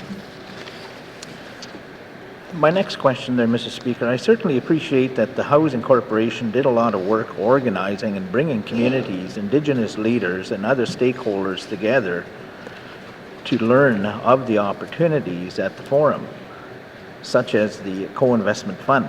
If organizations in my riding want to put forward proposals under the co-investment, how would they pursue this? Thank you, Mr. Speaker. Merci. Minister of N.W.T. Housing Corporation. Thank you, Mr. Speaker. Mr. Speaker, I want to, as I mentioned and did a member statement in the House during a previous session, that we did negotiate a $60 million carve-out of the co-investment fund. And I'd like to let all leadership across the Northwest Territories know that, and other partnerships, that we can go above and beyond that and still put in an application to the federal government to access more dollars. We've also have a strong partnership with the Canada Mortgage and Housing Corporation, and we have been working with them to work with our leadership, our local leadership, and our Indigenous leadership to access that funding. And we have been pushing that during the summit, as well as in our bilateral agreements. And hopefully we will see more access and more applications to the program to make sure that our communities can access some of this housing funding moving forward. Thank you, Mr. Speaker. Merci. All question, tada there, Cassie member Satu. Thank you, Mr. Speaker. And I'll relay that message on to the regional leaders in utilization of their bilateral. My third question there, Mr. Speaker, I know that there has been a lot of work on the community housing plans. Can the Minister provide an update on those plans and what is going on in the Satu riding? Thank you, Mr. Speaker. Merci. Minister of N.W.T. Housing Corporation. Thank you, Mr. Speaker. As members know that initially when we were doing these community housing plans, it was a pilot project and something new to the Northwest Territories.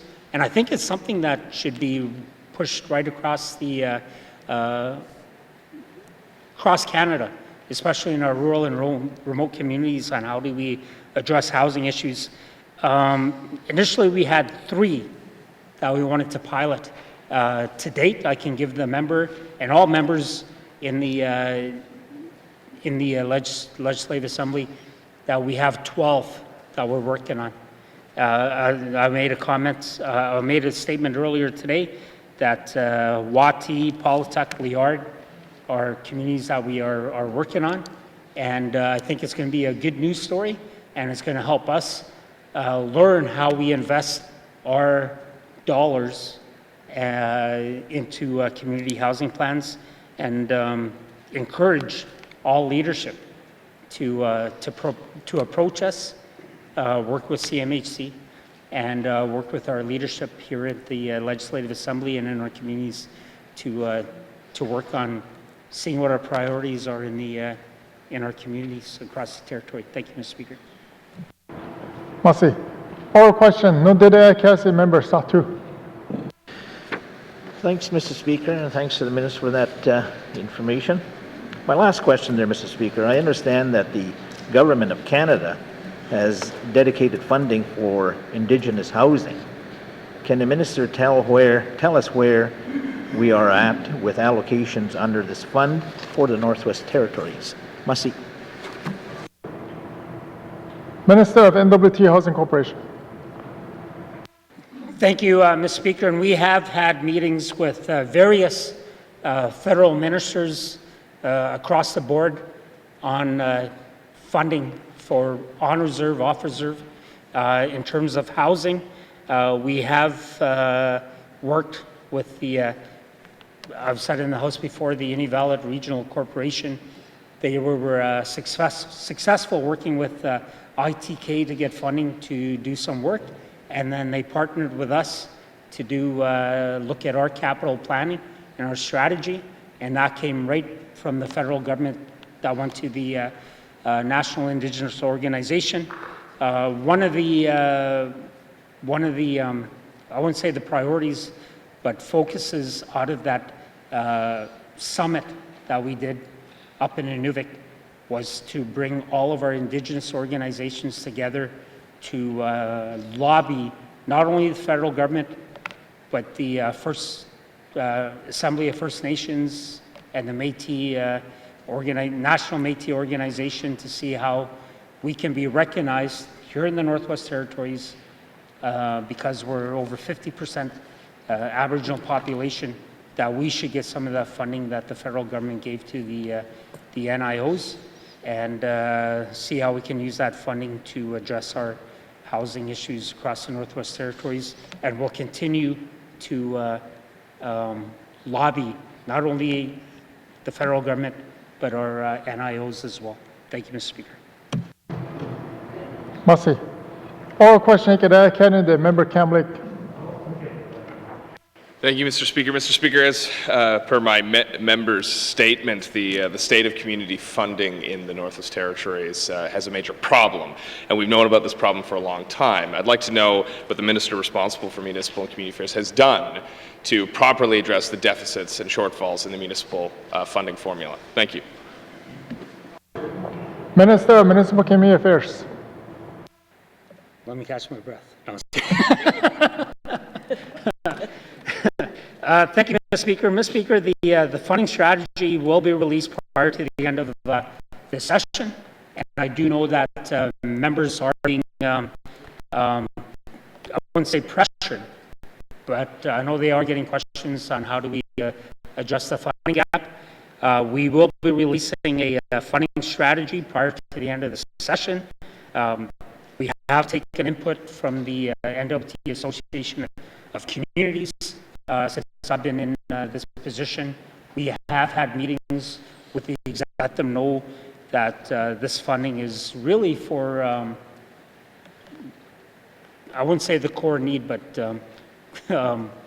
you know, what is the priorities for their communities, and we'll continue to work with them.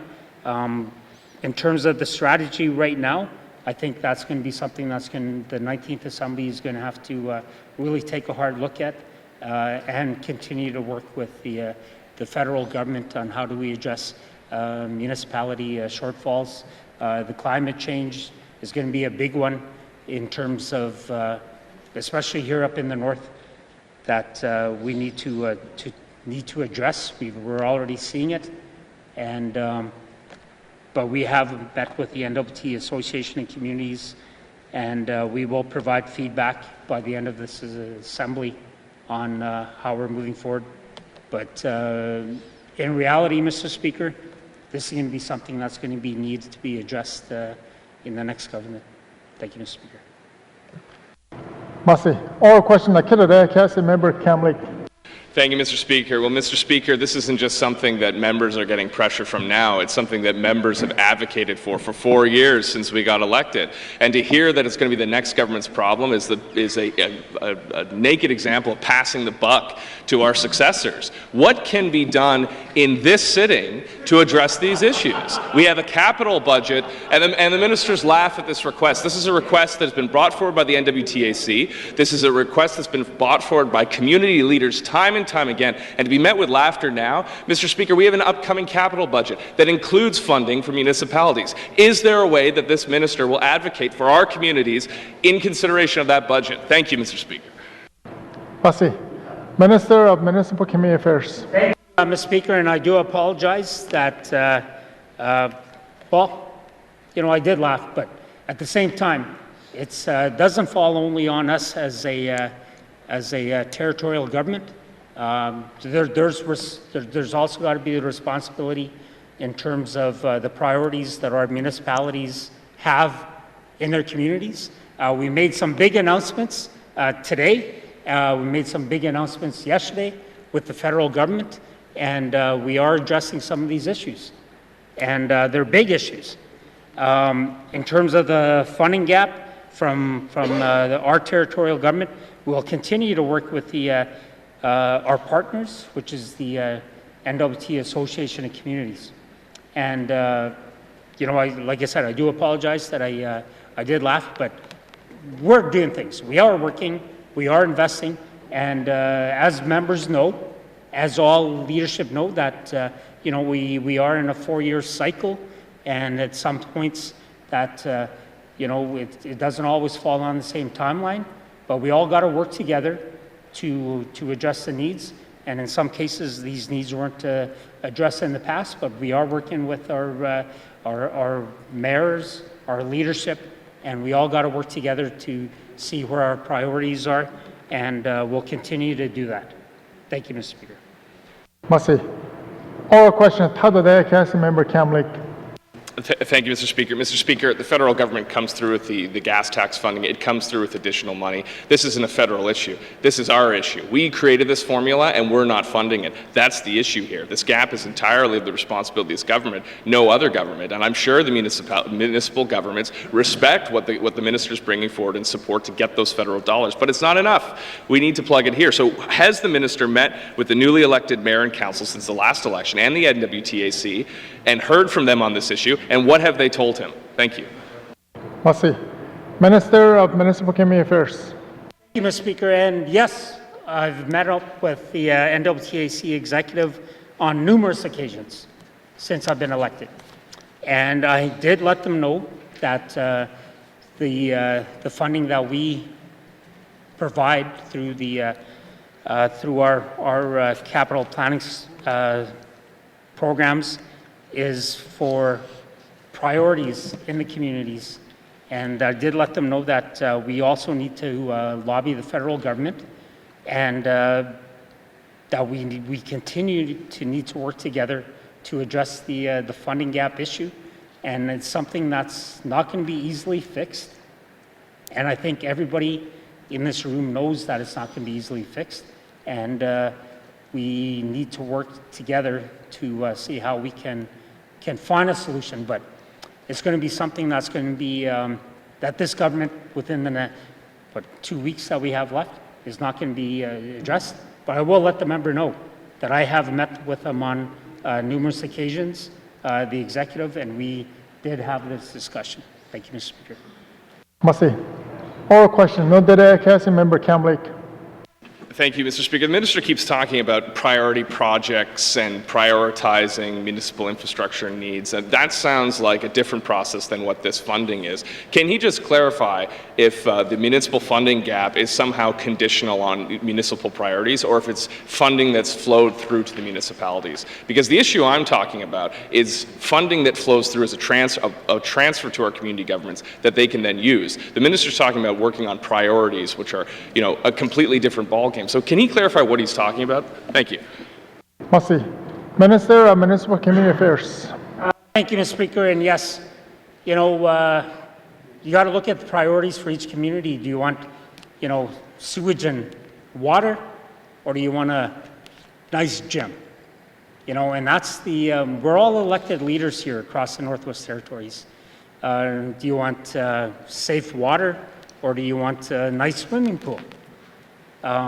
If I can put in that context, then I will. Do you want a nice track and field, or do you want people that can provided with the essentials? We talked about housing earlier today, and we just want people to have a roof over their heads. But when we have municipalities that are asking for above and beyond what the essential needs are for our people, just to be have a normal type of life. I mean, those are the decisions that we have to make. And as elected officials, territorial government, as elected officials throughout the municipalities and the hamlets, those are the discussions that we need to have. And we all have a responsibility to address that. So moving forward, we'll continue to have those discussions, and we're not passing the buck, Mr. Speaker. We have been. If we had a endless credit card, sure, yep. But right now we don't, and it's not just the territorial government. It's right across Canada and globally, and it really affects how we do our business in the north. And with that, I'll just leave it at that, Mr. Speaker. Thank you. Okay, merci. Oral question, the member Frame Lake. Merci, Monsieur le Président. My question is for the Minister of Finance, responsible for the Mackenzie Valley Fiber Optic Link. In my statement, I recounted how this was justified to this House as a means of connecting our communities to faster internet services. All of the references portray the project as delivering high-speed fiber optic services in the communities. Can the minister explain why the promised improvements to internet service in the communities along the fiber link have not happened? Merci, Mr. Speaker. Merci. Minister of Finance. Thank you, Mr. Speaker. Mr. Speaker, the Mackenzie Valley fiber optic line is a backbone transport link. It's a N.W.T asset. Linking this backbone to the communities is what's called the last mile. This service is provided by the local service provider, as N.W.T is not in the business of providing local internet service. Building this backbone significantly improved the telecommunications infrastructure in the Mackenzie Valley, replacing the aging and costly microwave system. So it isn't accurate to say that there haven't been improvement or promises made. The only promises I make are to my grandchildren. We have seen new service providers enter the market in Inuvik and Norman Wells and have seen an increase in speeds in communities that was only made possible by the construction of the Mackenzie Valley fiber optic line. So it was officially opened, I think, in June of 2017, and we have seen improvements, Mr. Speaker. Thank you. Merci. Oral question à Kidder, Council Member Frame Lake. Merci, Monsieur le Président. That's great to hear about improvements in two of the many communities that the fiber optic line passes by or through. In addition to the examples I cited, though, we had the Premier on November 23, 2016, talking to the House of Commons Standing Committee on Industry, Science and Technology, quote, "We are connecting all of our communities up and down the Mackenzie Valley. Given that the promise was to have service in the communities, what steps will the minister take now to deliver on the promise and literally go the extra mile to ensure that the improvements in internet service actually happen?" Merci, Mr. Speaker. Merci. Minister of Finance. Thank you, Mr. Speaker. Mr. Speaker, and I'd be interested to hear from some of the smaller communities down the valley to see if their service has improved at all. We know about the federal announcement where they've committed a whole bunch of money to improving broadband in northern communities, and I think our service providers up here was able to take advantage of some of that. We own the Mackenzie Valley fiber optic line, and I think we're responsible for getting it into pop-out, as it's called in the community, and then their service provider would go from there. So again, Mr. Speaker, we shouldn't be throwing around promises. I don't recall making a significant or particular promise. What we have committed to do, and committed is probably a better word, is to improve the service to people down the Mackenzie Valley, and I think that's happening, maybe not to the speed as which the member might like, but you can talk to people in a lot of the smaller communities, and I'm sure they will agree that their service has improved significantly and will continue to do so. Thank you, Mr. Speaker. Oral question, Council Member Frame Lake. Merci, Monsieur le Président. I didn't make those promises. Ministers did in this House, or even outside of the House. So all I'm pushing for is to make sure that we fulfill those promises. So there were further promises made to extend the fiber optic link to Tuktoyaktuk. Can the minister explain the status of this work, its costs, and whether it will happen in advance of real connections and improvements in the communities that were supposed to be served by the fiber link in the first place? Merci, Mr. Speaker. Merci. Minister of Finance. Oh, sorry.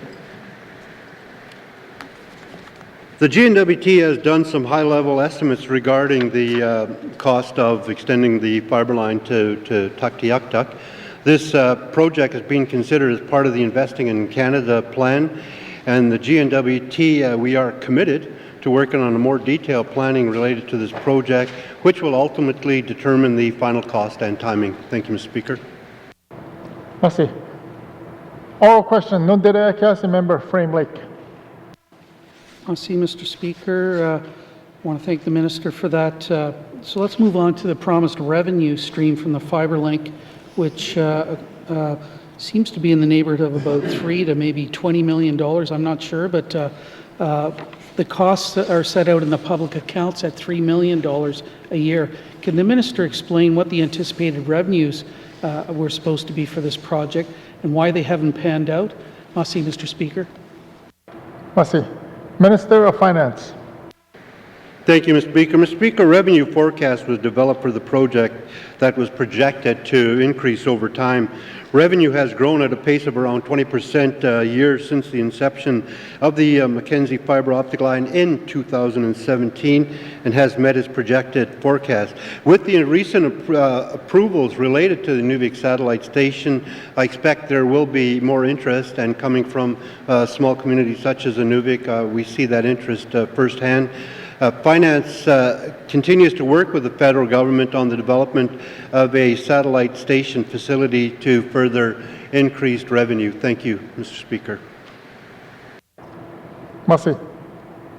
Oral question, Canada member River North. Thank you, Mr. Speaker. Mr. Speaker, as I mentioned earlier, ITI's relationship with the N.W.T. Fishermen's Federation and its economic arm, the Tucho Fishers Cooperative, have fallen apart. This is very concerning because of major changes in the commercial fishing industry, such as the construction of a new fish processing plant and changes to the Freshwater Fish Marketing Corporation. So I have some questions for the Minister of ITI. The first step in solving a problem is acknowledging that it exists. So does the Minister acknowledge that the relationship between the fishers and the department are strained, and that the strain is negatively affecting the prospects of achieving the goals of the revitalization strategy? Thank you, Mr. Speaker. Merci. Minister of Industry, Tourism and Investment. Thank you, Mr. Speaker. No, I do not believe the relationship with the Tucho fishermen is strained. Just because there was an article on CBC and an interview based on what an individual said in the Northwest Territories, I would not say it's strained.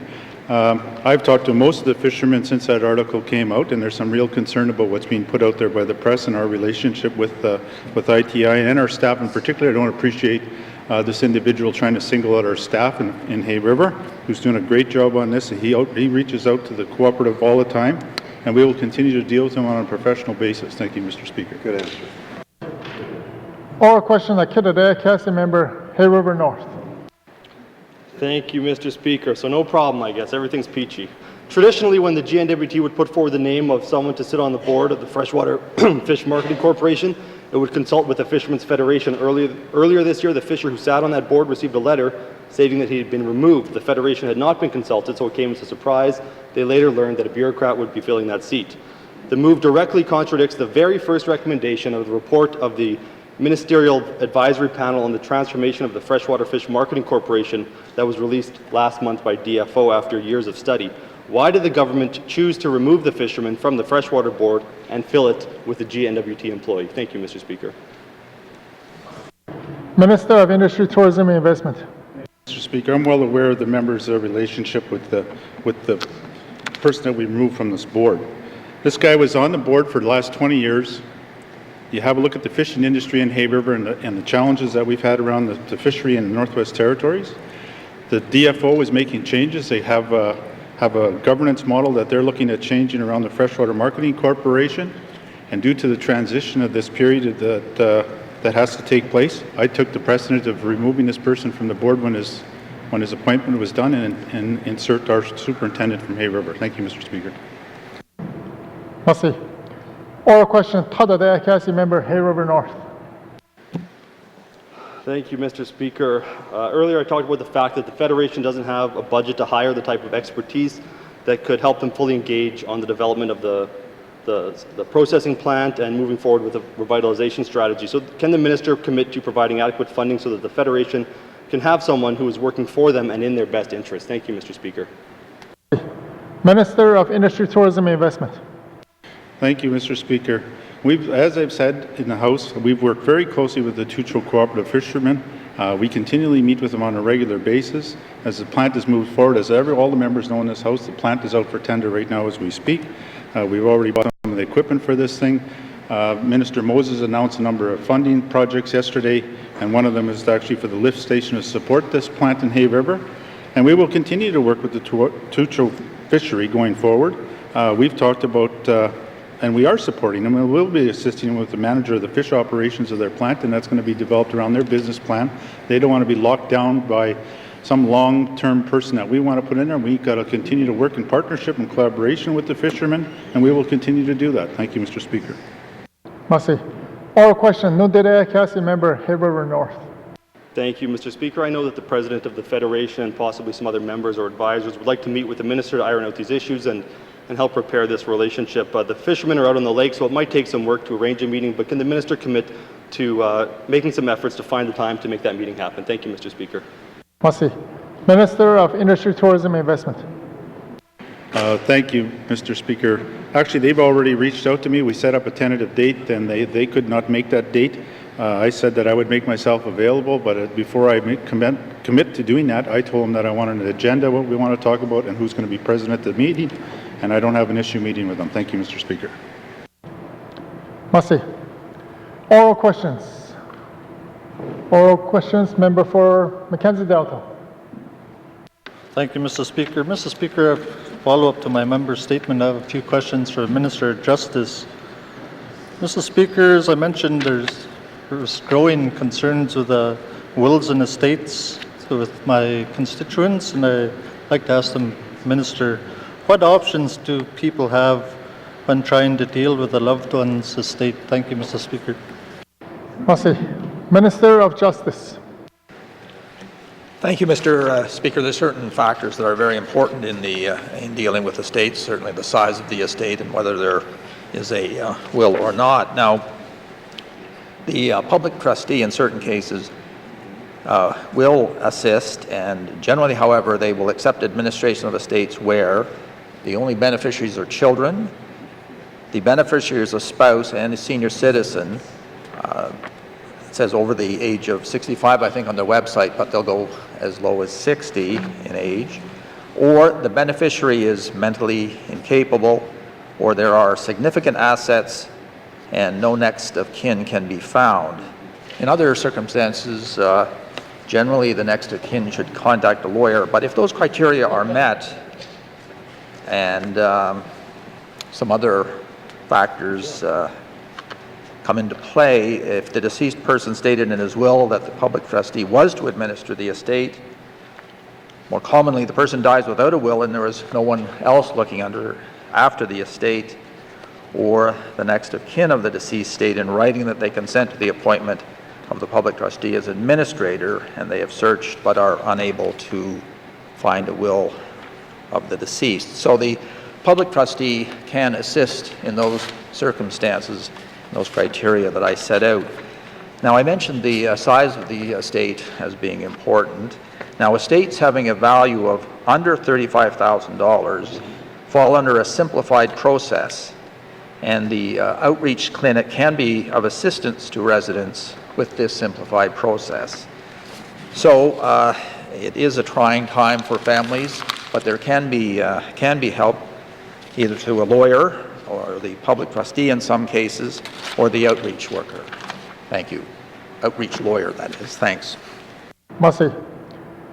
Oral question, Akita Cassie, member Mackenzie Delta.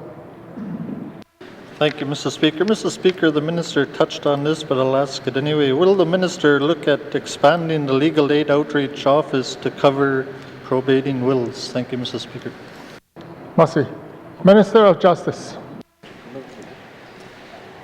Thank you, Mr. Speaker. I realize that this is an important issue in obtaining probate or letters of or administration of estate is an important aspect in dealing with an estate. However, we're not contemplating an expansion of services at this time. The success of the outreach program means that there's a full draw on the services now offered, and we're not in a position to add new services or enhance the services already offered. Thank you, Mr. Speaker. Merci. Oral question, Tada Cassie, member Mackenzie Delta. Thank you, Mr. Speaker. Mr. Speaker, you know, the Minister is a lawyer himself, but I'm sure the Minister also knows that we don't have lawyers on hand in the Mackenzie Delta or even the Beaufort Delta. I'm not aware of any lawyers situated in the Nuvik, but is there any information available to encourage residents to complete wills? Thank you, Mr. Speaker. Merci. Minister of Justice. Thank you, Mr. Speaker. I do realize this is an important issue, and not everybody has easy access to legal advice or lawyers. There is, however, information available, and the outreach lawyer has and will go into communities to assist in the preparation of wills in certain circumstances. So they will actually, for clients in the communities, the outreach worker will also prepare simple wills upon request and if there are clear instructions. So in some circumstances, for some clients, they will actually prepare the wills. So we are making advances. We do realize that there's difficulty in this area, but I don't think we have the assets or the people available to actually do the probate or administration of the estate. Thank you, Mr. Speaker. Merci. Oral question, no Cassie, member Mackenzie Delta. Thank you, Mr. Speaker. Mr. Speaker, will the minister ensure that we have a dedicated person to help residents to settle estates? Thank you, Mr. Speaker. Merci. Minister of Justice. I certainly realize this is an important issue, but I don't think I can make that commitment at this time. Thank you, Mr. Speaker. Merci. Oral questions. Oral questions. Written questions. Written questions. Returns to written questions. Returns to written questions. Replies to Commissioner's opening address. Replies to Commissioner's opening address. Petitions. Petitions. Reports of Standing Special Committee. Member for Yellowknife North. Thank you, Mr. Speaker. Mr. Speaker, your Standing Committee on Economic Development and Environment is pleased to provide its report on Bill 39, Environmental Rights Act. And, Mr. Speaker, I move, seconded by the Honourable Member for Saw 2, that Committee Report 2718-3, Standing Committee on Economic Development and Environment Report on Bill 39, Environmental Rights Act, be deemed read and printed into Hansard in its entirety. Thank you, Mr. Speaker. Merci. Motions in order. Motions non-debatable. All those in favor? All those opposed? Motion carried. Committee Report 27-18, bracket 3, Standing Committee on Economic Development and Environment Report Bill 39, is deemed read and printed in Hansard in its entirety. Reports of Standing Special Committee. Member for Yellowknife North. Thank you, Mr. Speaker. Mr. Speaker, I move, seconded by the Honourable Member for Saw 2, that Committee Report 2718-3, Standing Committee on Economic Development and Environment Report on Bill 39, Environmental Rights Act, be received by the Assembly and moved into Committee of the Whole for further consideration. Thank you, Mr. Speaker. Merci. Motions in order. Motions non-debatable. All those in favor? All those opposed? Motion carried. Committee Report 27-18, bracket 3, and report on Bill 39 is now moved into Committee of the Whole for further consideration later today. Merci. Reports of Standing Special Committee. Reports of Standing Special Committee. Reports of Committee on the Review of Bills. Reports on Committee Review of Bills. Member for Frame Lake. Merci, Monsieur le Président. I wish to report to the Assembly that the Standing Committee on Rules and Procedures has reviewed Bill 56, an act to amend the Legislative Assembly and Executive Council Act Number 2. Mr. Speaker, the committee wishes to report that Bill 56 is now ready for consideration in Committee of the Whole as amended and reprinted. Merci, Mr. Speaker. Merci. Reports of Committee on the Review of Bills. Reports on the Committee on the Review of Bills. Tabling of documents. Minister of Environment and Natural Resources. Thank you, Mr. Speaker. Mr. Speaker, I wish to table the following 3 documents entitled Northwest Territory Species at Risk Committee Annual Report 2018-2019, Conference of Management Authorities Species at Risk Annual Report 2018-2019, and the Public Service Annual Report 2018-2019. Thank you, Mr. Speaker. Merci. Tabling of documents. Minister of Justice. Thank you, Mr. Speaker. Mr. Speaker, I wish to table the following document entitled 30th Annual Report 2018-2019, Victims Assistance Committee of the Northwest Territories. Thank you, Mr. Speaker. Tabling of documents. Member for Frame Lake. Merci, Monsieur le Président. I wish to table the following document. It's a letter dated August 13th, 2019 from the Minister of Industry, Tourism and Investment to myself regarding Bill 37, an act to amend the Oil and Gas Operations Act. Merci, Mr. Speaker. Merci. Tabling of documents. Tabling of documents. Notices of motion. Notices of motion. Notices of motion for first reading bills. Notices of motion for first reading bills. Motions. Motions. First reading of bills. First reading of bills. Second reading of bills. Second reading of bills. Consideration Committee of the Whole of bills and other matters. Bill 25, 37, 39, 42, 43, 48. Committee Report 24-18-3. Minister Statement 150, 158, 211-18-3. And Table Document 442, 18, bracket 3. By the authority given to me by Speaker, Motion 7-18-3, I hereby authorize the House to sit beyond the daily hour of adjournment to consider the business before the House.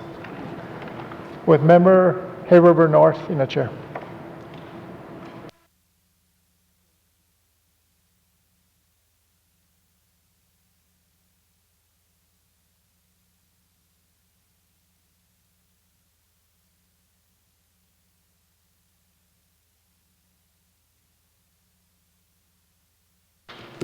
Call Committee of the Whole to order. What is the wish of committee? Mr. Testart? Thank you, Mr. Chair. Committee would like to consider Bill 37, an act to amend the Oil and Gas Operations Act. Committee Report 24-18, brackets 3. Standing Committee on Social Development report on the review of Bill 48, Post-Secondary Education Act, and Bill 48, Post-Secondary Education Act. Thank you, Mr. Chair. Thank you. Does committee agree? Thank you, committee. We will consider the documents after a brief recess. We're in recess.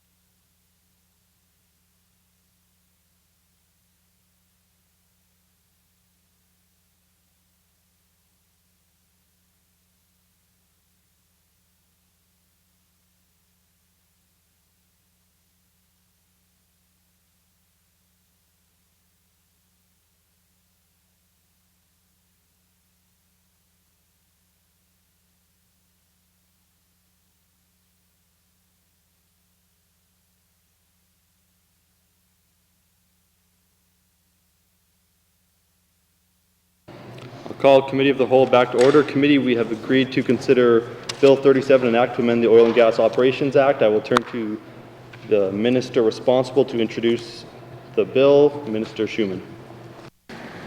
Thank you. I'm pleased to introduce Bill 37, Act to amend the Oil and Gas Operations Act.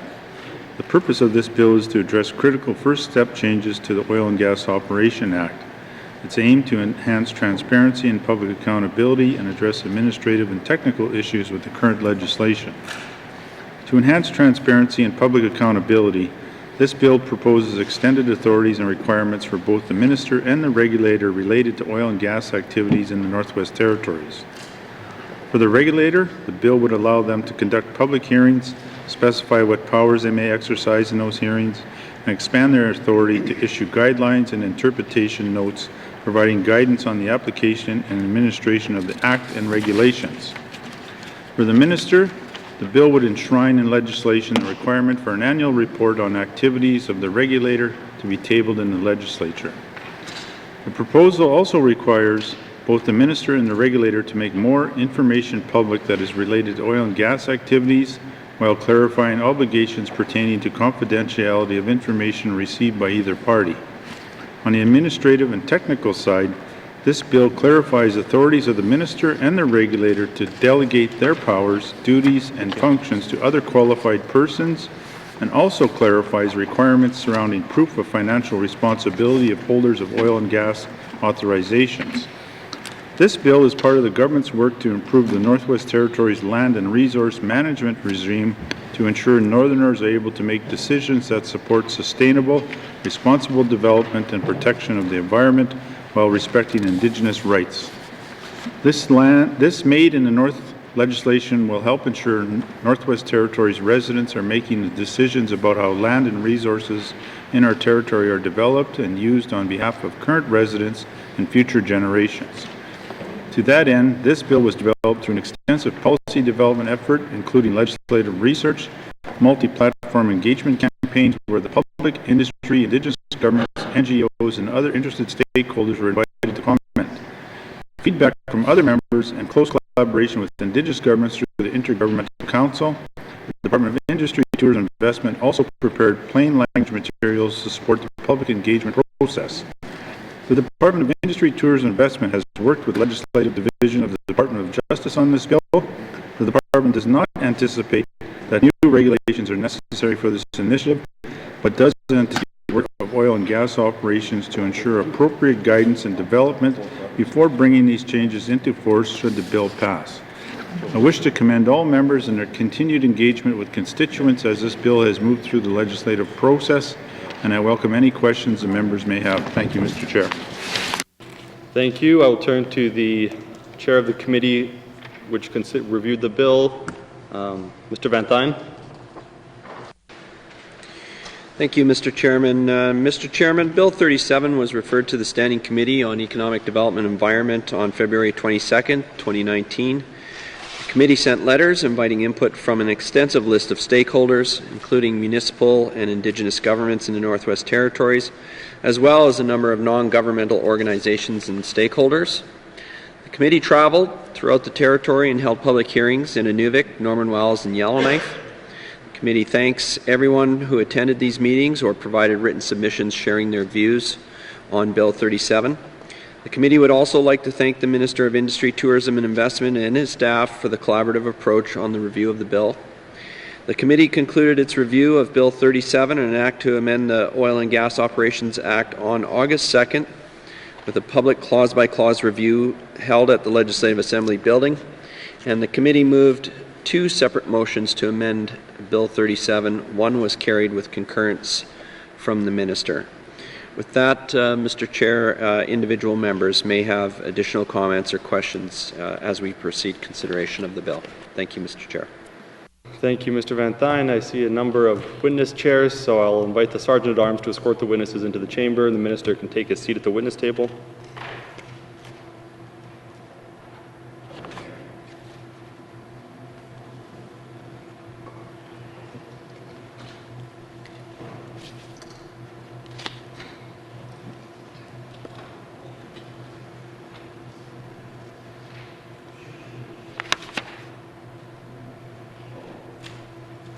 Would the Minister please introduce the witnesses for the record?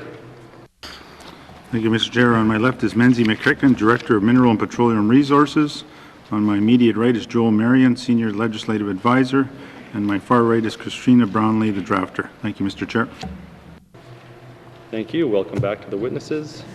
I will open the floor to general comments on Bill 37. Any general comments from committee? Mr. O'Reilly. Thanks, Mr. Chair. First off, I guess I'd like to say, clear the record. Yesterday I said that there were no submissions from the oil and gas industry with regard to the development of these bills, and when I went back and checked, there indeed was a letter from the Canadian Association of Petroleum Producers dated May the 3rd, 2018, that was sent to the department in terms of development of these bills. It's 13 pages long, and I can confidently say that all of their concerns were addressed and have been incorporated into the bill, which is good news. But the Standing Committee did not receive any submissions from industry on the bill itself. I do want to note that this Made in the North approach did not include amending Section 53 of the bill, or sorry, the Act itself, and this is where a copy of each regulation that the Commissioner and Executive Council proposes to make shall be published in the Northwest Territories Gazette, and a reasonable opportunity shall be provided to any interested person to make representations to the Minister with respect to the proposed regulations. So that was something the federal government had put into the legislation, and we were required to mirror that approach.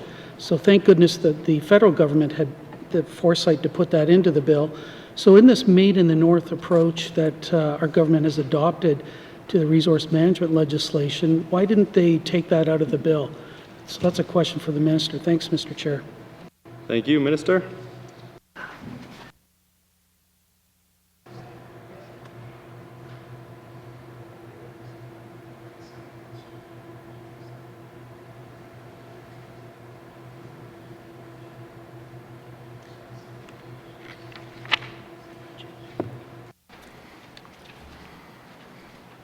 Thank you, Mr. Chair. So our approach to this bill was, as I said in my opening comments, was administrative in nature, improving transparency in the bill as well. And when we did public engagement, this was not an issue that was brought up, so it was not brought forward. Thank you, Mr. Chair. Thank you, Mr. O'Reilly. Thanks, Mr. Chair. Yeah, I'm glad to see that that stays in the Act, and I think this issue is going to come back in terms of reviewing some of the other bills that are still before the House, so I'll leave it at that for now. This might be a bit of an interesting question. So in the report that committee made on the bill, there were some recommendations. If I recall this correctly, I better go back and check this, but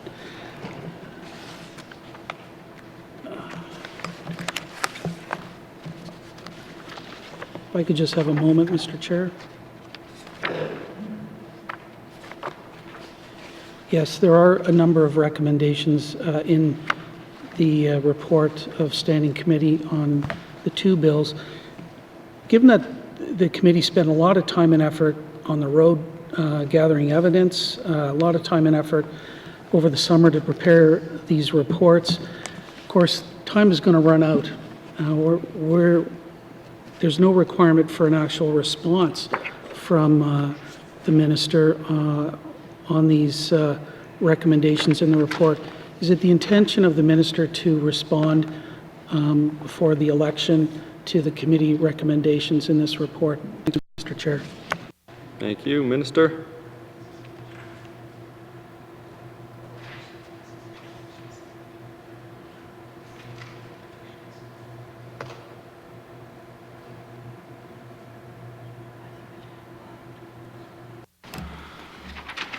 Thank you, Mr. Chair. We will respond to the recommendations in this report by the end of this Assembly. Thank you, Mr. Chair. Thank you, Mr. O'Reilly. Thanks, Mr. Chair. I appreciate that commitment, and I know everybody's working flat out on this, but and I appreciate that it's going to create extra work for our departmental staff, but I think it'll help close the accountability loop, so I want to thank the Minister for that. Mr. Chair, I do have some additional points I will raise on some of the clauses as we move through the bill, but that's it for now. Thank you, Mr. Chair. Thank you. Mr. McNeely? Thank you, Mr. Chair.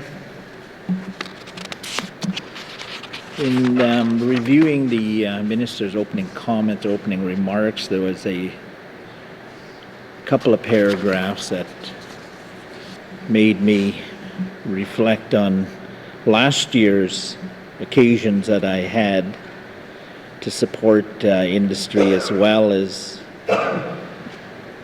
keeping an open mind on the local concerns. And more specifically, this is related to the Enbridge Pipeline 21 repair, just a bit upstream from the community of Fort Providence. As I listened to the presentations made at the National Energy Board, the N.W.T. Land and Water Board, and the many engagements and correspondence that they had with the surrounding community groups, as well as site visits, and having knowledge of the legislation and regulations that we have in the House, made me very confident that the proceedings leading up to the actual completion of the job, right from application for the permit to executing the permit to executing the work to inspections, site visits by stakeholders, which I was privileged to attend. I believe it was July the 21st of 2018, and advocating for the project on the spirit of responsible development, while maintaining an open mind on Section 35, which was brought up by local Indigenous groups. And as a result of everybody's collaboration and accommodation, there was joint management arrangements made between local Indigenous groups and the developer. And at the end of the day, the oil field in Norman Wells was reactivated and brought back into operation in October of last year. And if we can reflect on some of the media coverage that project had, it was never done in the history of the Mackenzie River on a successful horizontal drill program at the depth of 100 meters below the riverbed and the length of 2.5 kilometers. And the environmental audits that were repeatedly done by the monitors really is, to me, a showcase on the department's statements as made on page number 2 of 3 of the minister's statement. When you look at the written material there, that the department has engaged with numerous groups. So this really, in my confidence, gives me support there that the engagements were done, and now we have an end product similar to what was done last year underneath the old regime. So I just mentioned that story of last year's project, and I think it should be actually acknowledged moving forward on some of these pieces of legislation that we have, to reflect the system works. Community groups had time to make their presentation, their arguments, to both forums when the application engagement session came. So having said that, I have confidence that we as a government, all 19 members, have did our homework, and now we have a revised Bill 37. Thank you, Mr. Chair. Thank you. Seeing nothing further, we can move into the clause-by-clause review of the bill. We will consider the bill number and title after consideration of the clauses.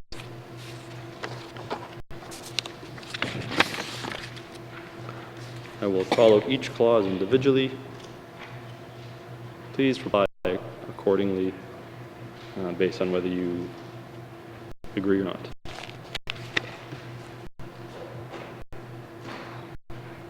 Give the committee a moment to vote.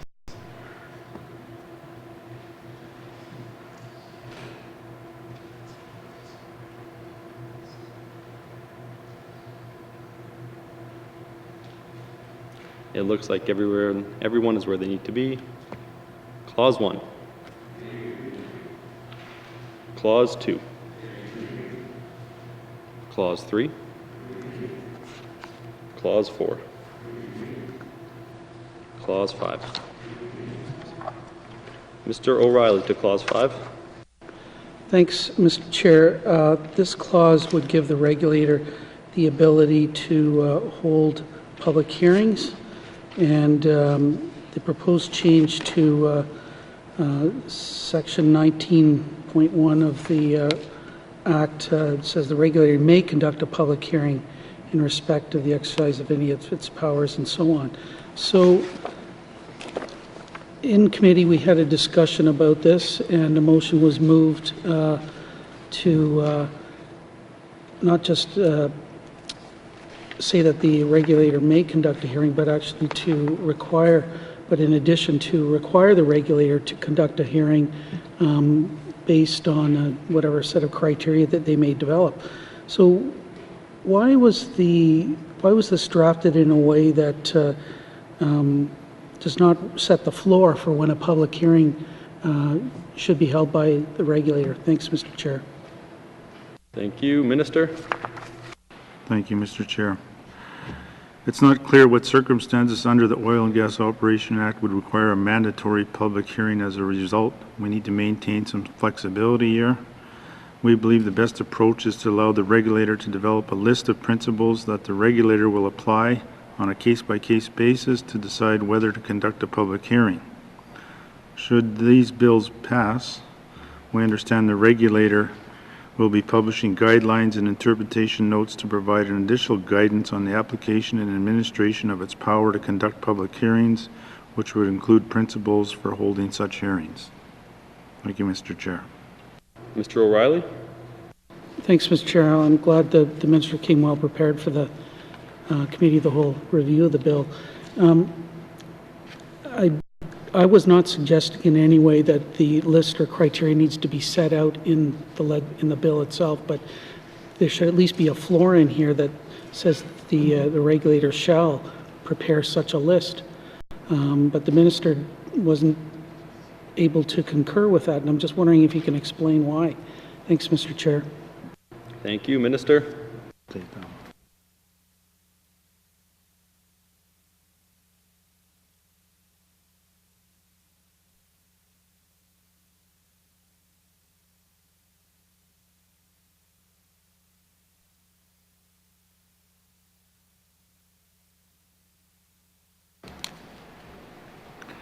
Thank you, Mr. Chair.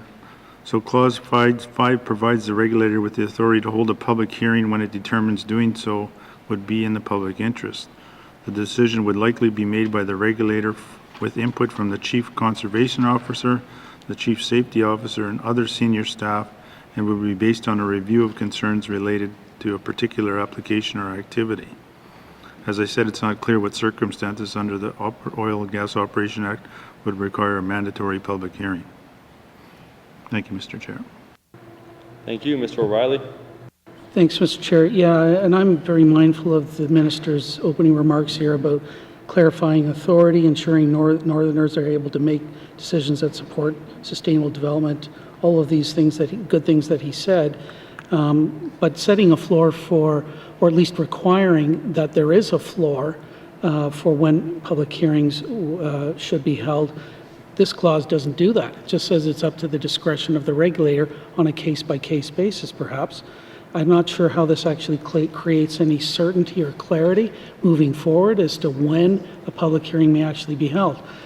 And the reason why I raise this again is Northerners are used to water licensing where there's Class A, Class B water licenses, a Class B water license. And the thresholds for those are set out by regulation. Those thresholds require hearings on Class A licenses and amendments to Class A licenses. Class B licenses, no problem. Go ahead and the board can issue a license after it gives it due consideration. But there's no floor here. There's no requirement for a floor. So I say this because that's the kind of system that Northerners are used to through our co-management approach, is having a floor and setting clear expectations of when a hearing is going to be required. This bill doesn't do that. And maybe I would just ask the Minister why that certainty, that clarity is not provided. Thanks, Mr. Chair. Minister? Thank you, Mr. Chair. What I am going to say about this is these guidance notes will provide guidance when we move forward with this bill. And this will also allow for a public engagement process, so I don't see the need for doing this. Thank you, Mr. Chair. Mr. O'Reilly? Yeah, thanks, Mr. Chair. Yeah, so what I will say is that this bill does not deliver on the Made in the North approach in terms of providing certainty and clarity as to a requirement for the regulator to develop that list. It may happen, that's great, but there's no requirement in the bill for that to happen, so I don't think we've delivered on the promise. Thanks, Mr. Chair. And that's all I have for this clause. Thank you. Thank you. Clause 5. Thank you, committee. Clause 6. Mr. O'Reilly. Thanks, Mr. Chair. I move, or shall we wait till the motion is on the floor? I want to move this motion. Thanks, Mr. Chair. If you have a motion to move, you can move the motion and the motion will be distributed after it's moved. Mr. O'Reilly? Thanks, Mr. Chair. I move that Clause 6 of Bill 37 be amended in proposed subclause 20.1 brackets 1 by striking out in accordance with any applicable regulations and substituting, including A, the list of all licenses and authorizations issued under Section 10 during the fiscal year, including the recipient of the license or authorization. B, a list of all declarations made under Section 15 during that fiscal year. C, a list of all certificates received under Section 16 during that fiscal year. D, a list of the information made available to the public by the regulator under Section 22 during that fiscal year.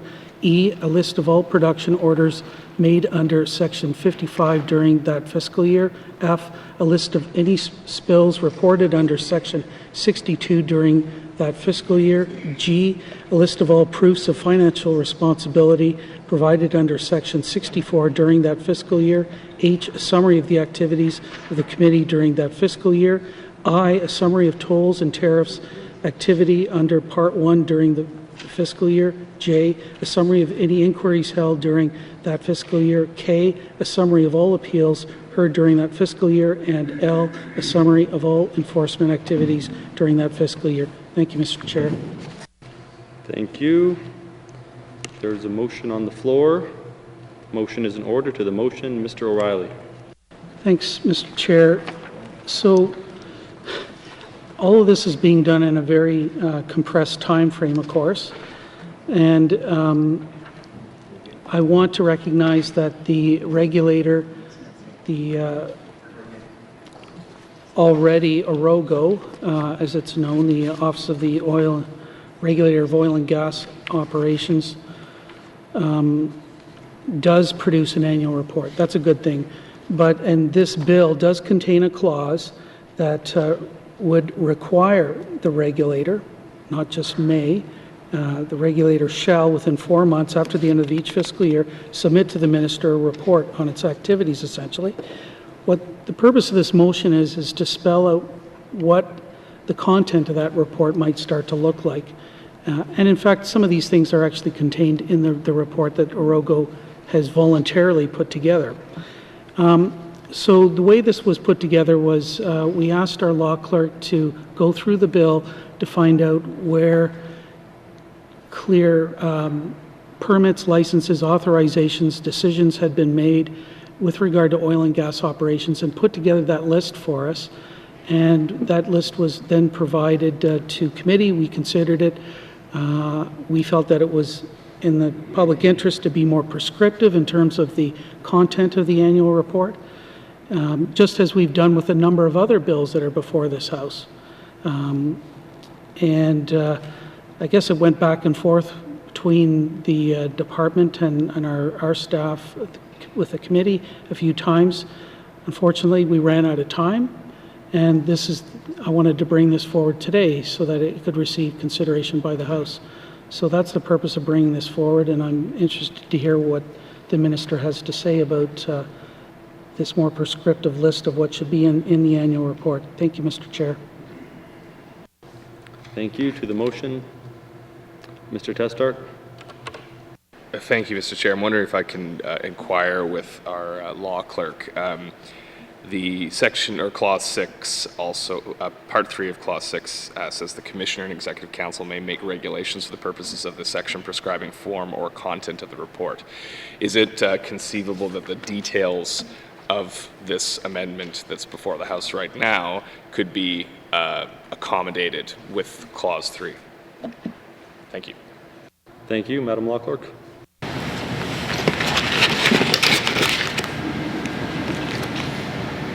Mr. Chairman, I'm not confident that it could be. I think it would be a challenge because the list is the motion is fairly prescriptive in terms of what is required in the annual report. There are some aspects of it that could be accommodated. There are others that could not be. So each separate item that's mentioned in the member's motion would need to be looked at in terms of assessing how prescriptive it is.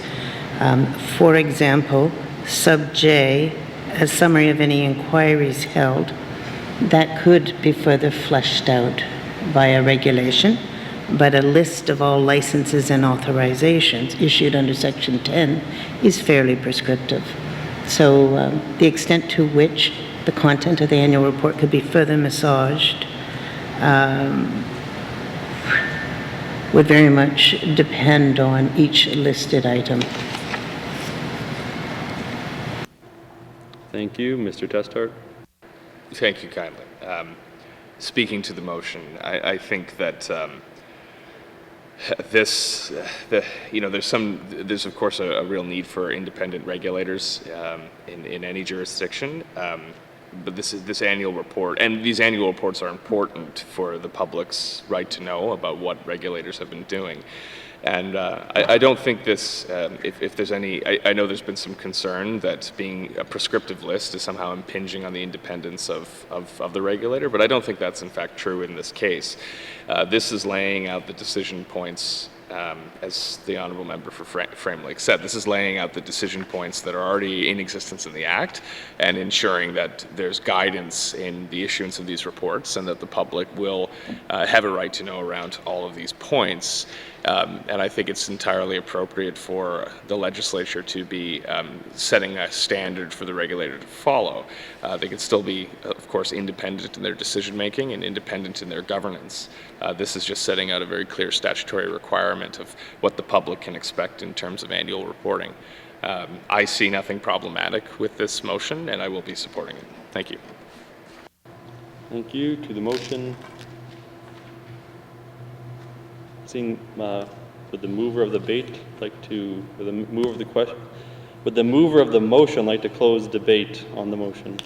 Mr. O'Reilly?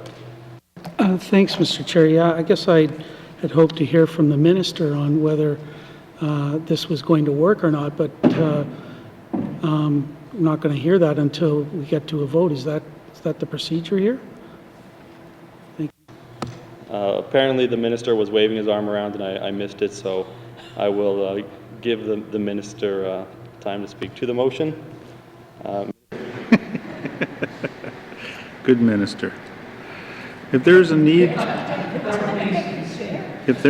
to require specific content in the future, Bill 37 is designed to have requirements related to the form or the content of the report outlined in the regulations.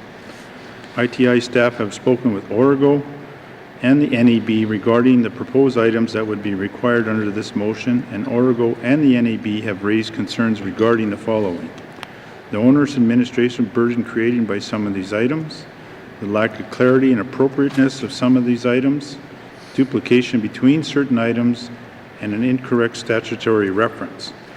It is also not clear how the new confidentiality provision proposed in Bill 36 and 37 will apply and intersect with this motion to required specific content, some of which may be confidential, to be included in the regulator's report. Thank you, Mr. Chair. Thank you. To the motion. To the motion. Question has been called. Mr. O'Reilly, you may close debate on the motion, as the your last comment was procedural in nature, and that was my mistake. Mr. O'Reilly, to the motion. Thanks, Mr. Chair. I believe I heard the minister say that concerns had been raised by Orogo and the NEB. This gets back to this issue of concurrence by the federal government, and I'd like to raise a point of privilege that this is impinging upon my ability to do my job as an MLA and put forward a motion for consideration of the House. I think this is thwarting my ability to bring forward a motion that's in the public interest, in my view. And I turn my mind to some of the comments that were made yesterday by the minister as well, where, federal consent was being sought as far back as July of 2018 when the bill was before the committee. And now I hear again today that concerns have been raised by the National Energy Board, staff perhaps, and that's going to influence perhaps the way that we vote in Committee of the Whole now, and the work that I try to do as an MLA. So I'd like to raise this as a point of privilege. Thanks, Mr. Chair. Thank you, Mr. O'Reilly. I will consider the point of privilege. I need to take some advice, so we're going to take a brief recess while I consider it. We're in recess.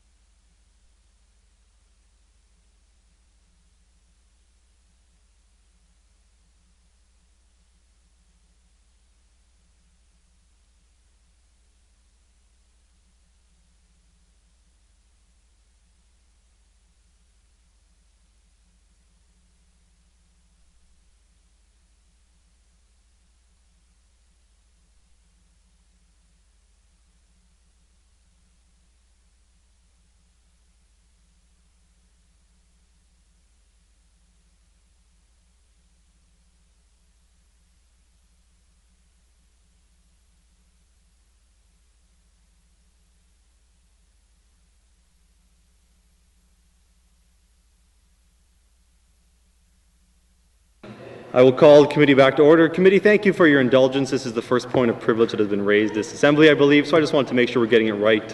I am going to go back to Mr. O'Reilly so he can clearly lay out his point again, and then I'm going to allow debate, after which time I will come to a ruling. So, first I have Mr. Testart.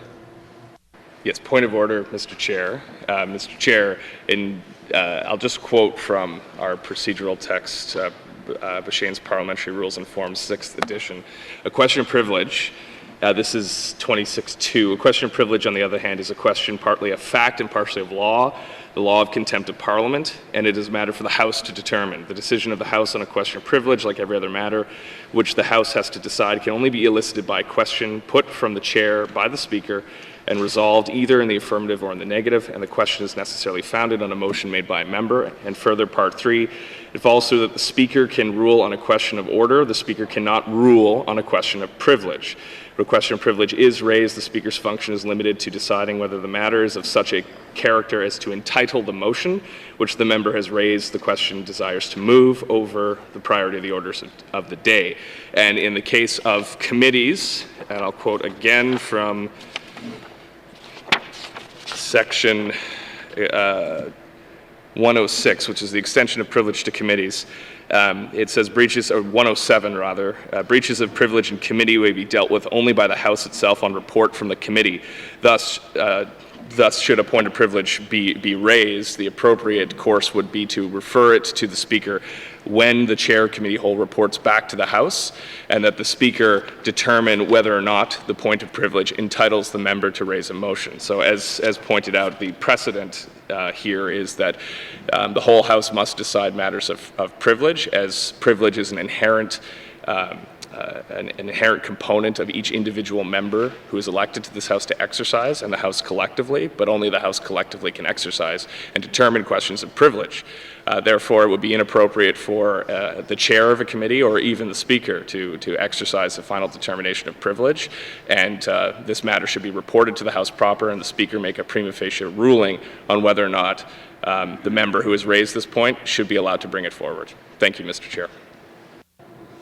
According to our rules, Section 20, subsection 4, the Speaker may allow debate to assist the Speaker to determine whether there is a prima facie case of breach of privilege, and I misspoke. I am allowing debate to determine whether there is a prima facie breach of privilege and not to rule on the breach of privilege. Thank you for the education in legislative rules, though, Mr. Testart. So once again, Mr. O'Reilly. Thanks, Mr. Chair. So I brought forward this motion in good faith to attempt to provide some substance for the annual report requirements for the regulator. Committee raised this issue as well. We've been working with the minister's staff to try to come to some understanding or whatever on this. I find out in the House from the minister that the minister, his staff have been talking to the National Energy Board, the Office of the Regulator of Oil and Gas Operations, about whether this is acceptable to these outside organizations, institutions, and from what the minister said, there's concerns that have been raised, which has the implication of influencing how some members may vote on this. We're here to do a job in the public interest to make the best possible laws. Having an outside body influencing what we're doing here, I just don't think is an appropriate way for us to create new legislation. Look, I recognize everybody is rushed. It would, in an ideal world, there might have been an opportunity to reach some sort of accommodation on this, understanding, but to receive the information in committee of the whole while the motion is before us is not helpful, and I think has the effect of chilling the kind of decision that we can and should be making freely as members of this House to bring forward the best possible laws for our people. Thank you, Mr. Chair. Thank you. Further from committee, Mr. Testart. Thank you, Mr. Chair. I think the point that the member is raising is fundamentally around the role of the standing committees and their ability to the role of members who are participating in committees such as this one to determine the merits of legislation in detailed clause-by-clause review and propose amendments, which is an inherent privilege of members and an inherent role of the House in exercising its own independence from so the House is allowed to pursue its duties that are important for the passage of laws, and to have outside interference either in the form of a consideration that's been raised by a third party that is in fact influencing the decision-making of a minister to concur with an amendment raised by committee, which is allowed by our rules, but must be carefully balanced with also the merits of that. And there's a difference between, I think, the advice being given to a minister to reject an amendment that is not in proper form, that is not keeping with the rules of amendment, or has a serious public policy concern that the amendment could jeopardize the sound functioning of the law. In this case, we haven't really been, I don't think the justification and what the member is relying on is something quite different. It is merely these discussions are taking place at a level outside of this process, and as a result, we are unable to make changes or modifications to the bill through the amending process. And I think that directly impinges upon, as the member has said, his rights as a member to exercise bringing forward amendments and changes in good faith within the realm of our rules and the realm of our privilege. And it just seems to me like these kind of determinations of outside actors, especially in keeping in the spirit of our consensus traditions, those should be freely shared with committee and made explicitly clear, and not just be told the rationale. The rationale is we cannot change this because we've been told by someone we're not going to do it. And I think that does have serious consequences on the future of legislation that's brought forward. The role of committees is not merely to rubber stamp legislation, it's to sincerely and solemnly review these things, and that is an inherent privilege. We jeopardize the ability of the House to freely and informally look at these things if those outside contingencies, especially when they are governments, are allowed to be the primary consideration in whether or not the minister applies his consent or his concurrence on amendments, or whether or not the House does in fact vote something down for that justification. So I think this is, I do support the point of privilege, and I hope you will consider it. It's the merits of the point that have been raised. Thank you. Thank you. Further from committee, Minister Schuman. Thank you, Mr. Chair. So let's make something very clear here, that we just didn't go off and do this on our own. We talked to the law clerk about this issue before we went out and did this, and we got consent from the law clerk that we'd be able to share this information. Thank you, Mr. Chair. Thank you, Minister.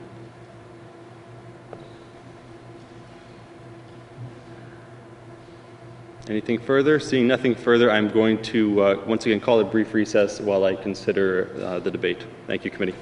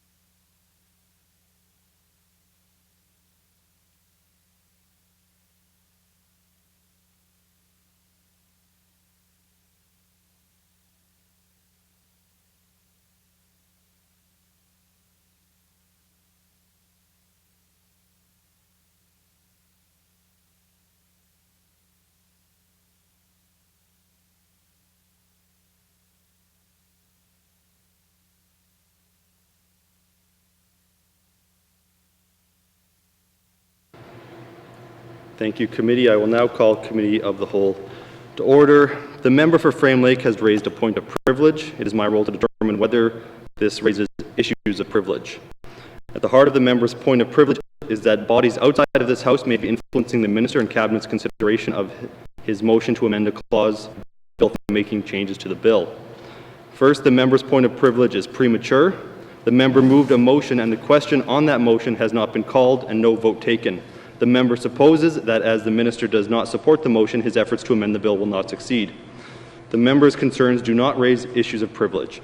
The member remains free to bring forward an amendment to the bill and encourage members to support it. How members choose to vote on the motion and what consultations or discussions they have had in reaching their decision is not relevant to the member's ability to bring and encourage adoption of the motion. I find that the member has not raised an issue of privilege that should be referred to the House. Thank you, committee.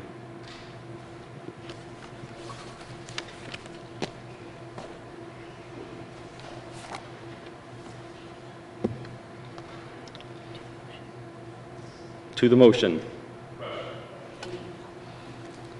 Question has been called. All those in favor?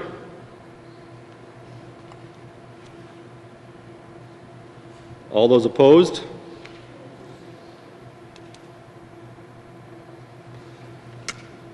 The motion is defeated.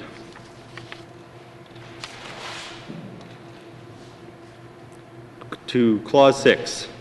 Does committee agree? Thank you, committee. Clause 7. Thank you.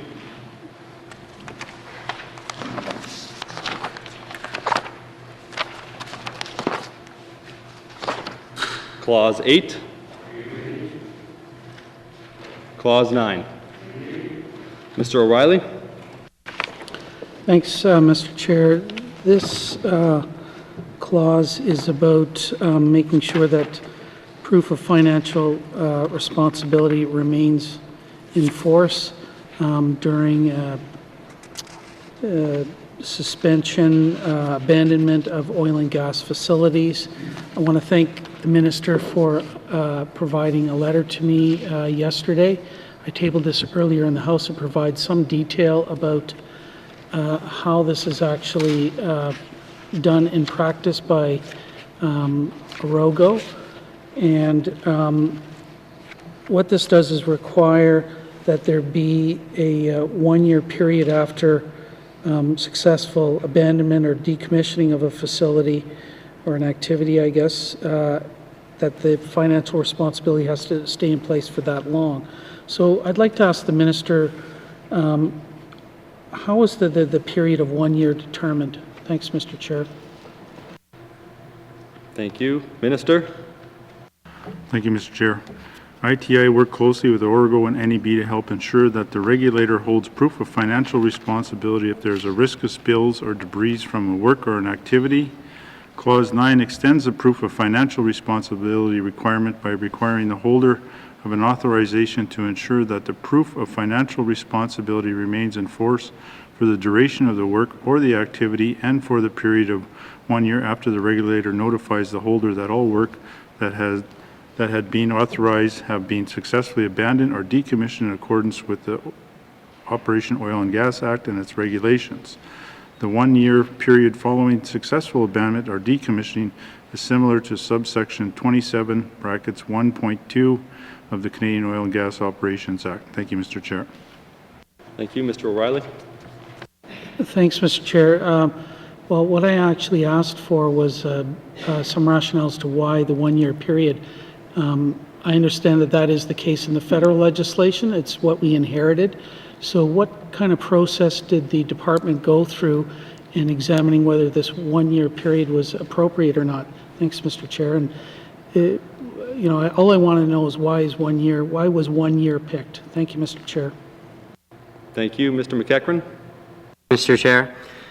So one could actually argue and consider what would be fair to interest holders would be to have no period at all following confirmation from the regulator that their well or works have been successfully abandoned or decommissioned.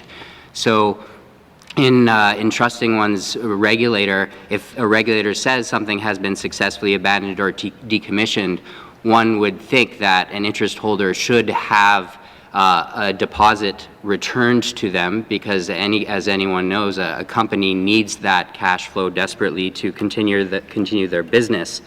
With that said, then the question becomes, how long after something has been successfully abandoned or decommissioned should that be held?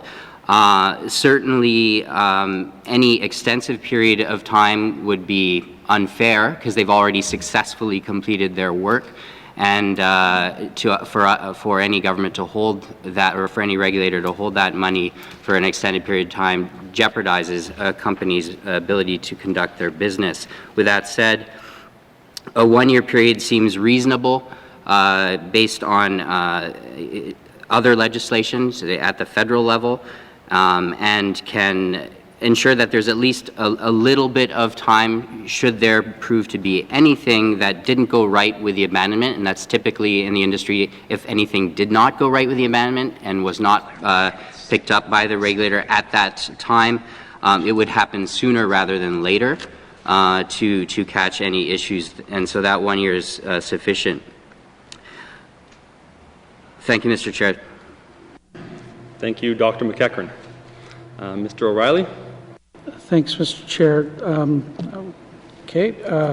Don't agree with everything that's been said, but I'd like to know, after the 1 year period, and if something goes wrong, who's responsible and who pays?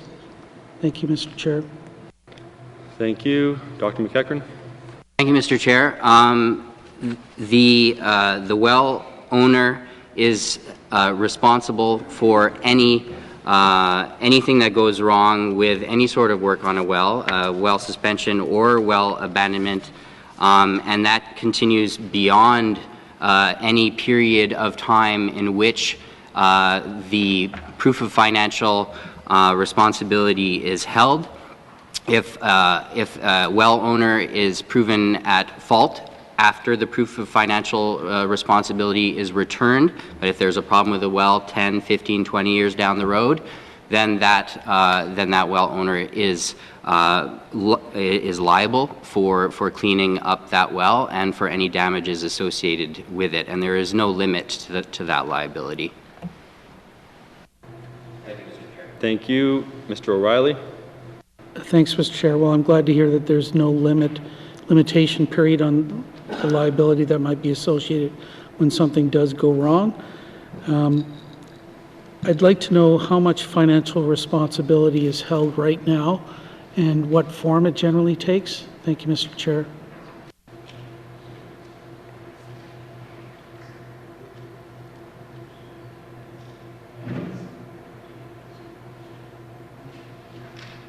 Thank you. Dr. McEachran? Mr. Chair. Yes, the regulator would have that information and could provide it, although we don't have it in front of us at this moment. Thank you, Mr. Chair. Thank you. Mr. O'Reilly? Thanks, Mr. Chair. Can I get a commitment then out of the Minister to provide that information in the next few days, or maybe even tomorrow? Thank you, Mr. Chair.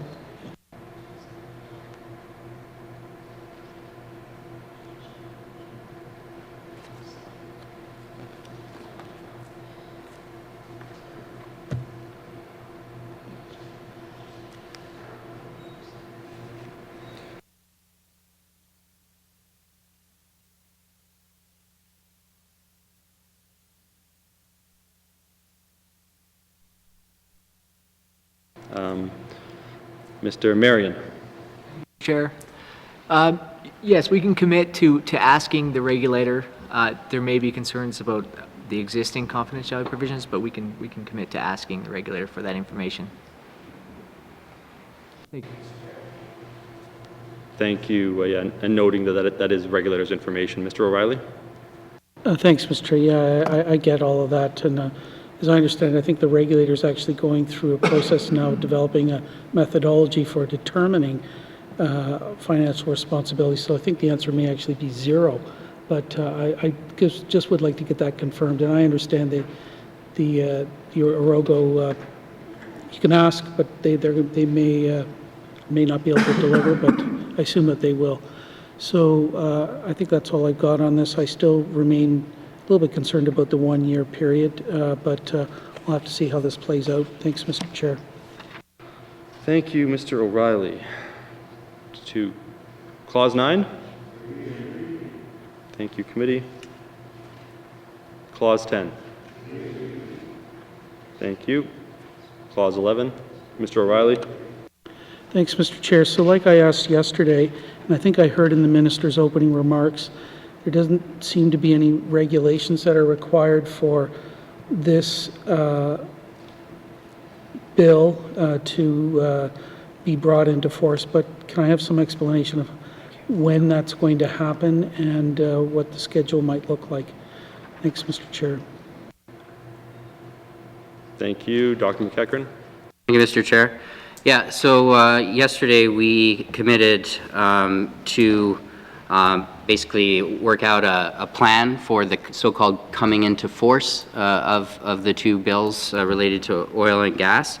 So we will do that. We'll basically look through the bills clause by clause and identify which parts of the bill, which clauses can come into force right away versus other ones that will need some additional guidance work to support them, and estimated timelines by engaging with the regulators where their assistance or where their leadership in developing these guidance notes will be required. Clearly, when the regulators develop guidance notes, they have an engagement process therein. So there would be elements of these bills that will need to wait for that, but there will be much here that that will be able to come into force very expeditiously. Thank you, Mr. Chair. Thank you. Nothing further from Mr. O'Reilly. Clause 11. Thank you, Committee. Please return to the bill number and title. Bill 37, an act to amend the Oil and Gas Operations Act. Does Committee agree? Thank you, Committee. To the bill as a whole, does Committee agree that Bill 37, an act to amend the Oil and Gas Operations Act, is now ready for third reading? Thank you, Committee. Bill 37 is now ready for third reading. I'd like to thank the witnesses. Sergeant at Arms, you may escort the witnesses from the chamber. Does Committee agree this concludes our consideration of Bill 37? Thank you, Committee.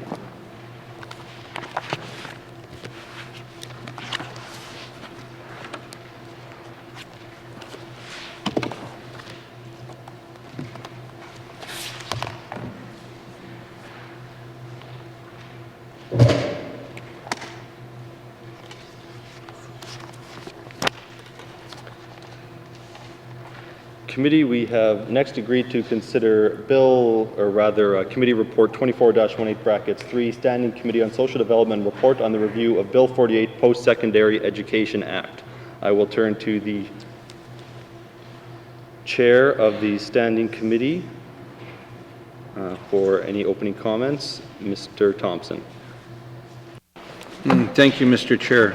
The Standing Committee on Social Development is pleased to report on its review of Bill 48, Post-Secondary Education Act. The committee read their substantive report into the House on August 12, 2019 to commence its review of Bill 48. The Standing Committee on Social Development sent letters inviting input from an extensive list of stakeholders, including all municipal and Indigenous governments in the Northwest Territories and a number of non-governmental organizations. The committee held 8 public hearings on Bill 48 in Fort Smith, Hay River, Fort Providence, Betchiko, Inuvik, Tuktoyaktuk, and Yellowknife. As well, the committee received 3 written submissions on the bill from the Information and Privacy Commissioner, College Nordique Francophone, and N. Calvillier. On behalf of the committee, I'd like to thank the communities who welcomed us on our travel and everyone who provided us input on Bill 48. Clause-by-clause review was held on August 6. At this meeting, the committee moved 18 separate motions to amend Bill 48. All 18 were carried with concurrence from the Minister. Individual members may have additional comments. Thank you, Mr. Chair. Thank you. Are there general comments on the report? Ms. Green. Thank you, Mr. Chair. Mr. Chair, this is primarily an administrative act to set up the framework for commissioning new post-secondary institutions, whether they're public or private. The real weakness of this act is that it doesn't lay out, even in aspirational detail, the terms and conditions for commissioning Indigenous institutions, of which we already have one in the N.W.T, Deshinta Centre for Learning. And it also doesn't lay out any of the criteria for the partnership model that the Collège Nordique is pursuing. So the fault I find with this bill in general is that it doesn't address the institutions that already exist, while it does provide for institutions that may exist in the future. The importance of the latter is that it provides clear direction on the on issues such as quality assurance and advisory committees and so on that would strengthen those post-secondary educations when and if additional institutions are applied for. And I think that we have done some value-added work as a committee in there is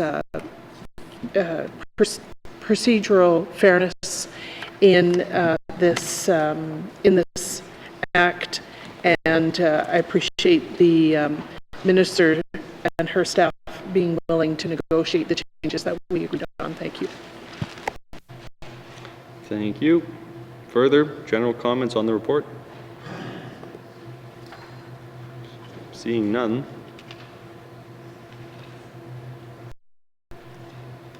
Mr. Thompson.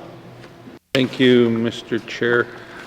Mr. Chair, I move that the committee recommends that the Department of Education, Culture and Employment consult stakeholders in the development of eligible requirements by which application for status of post-secondary institution will be measured. Thank you, Mr. Chair. Thank you, Mr. Thompson. There's a motion on the floor. The motion is in order and is being distributed.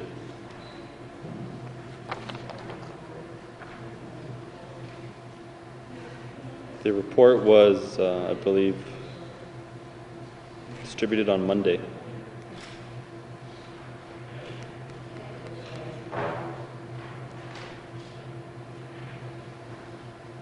The motion has been distributed. To the motion?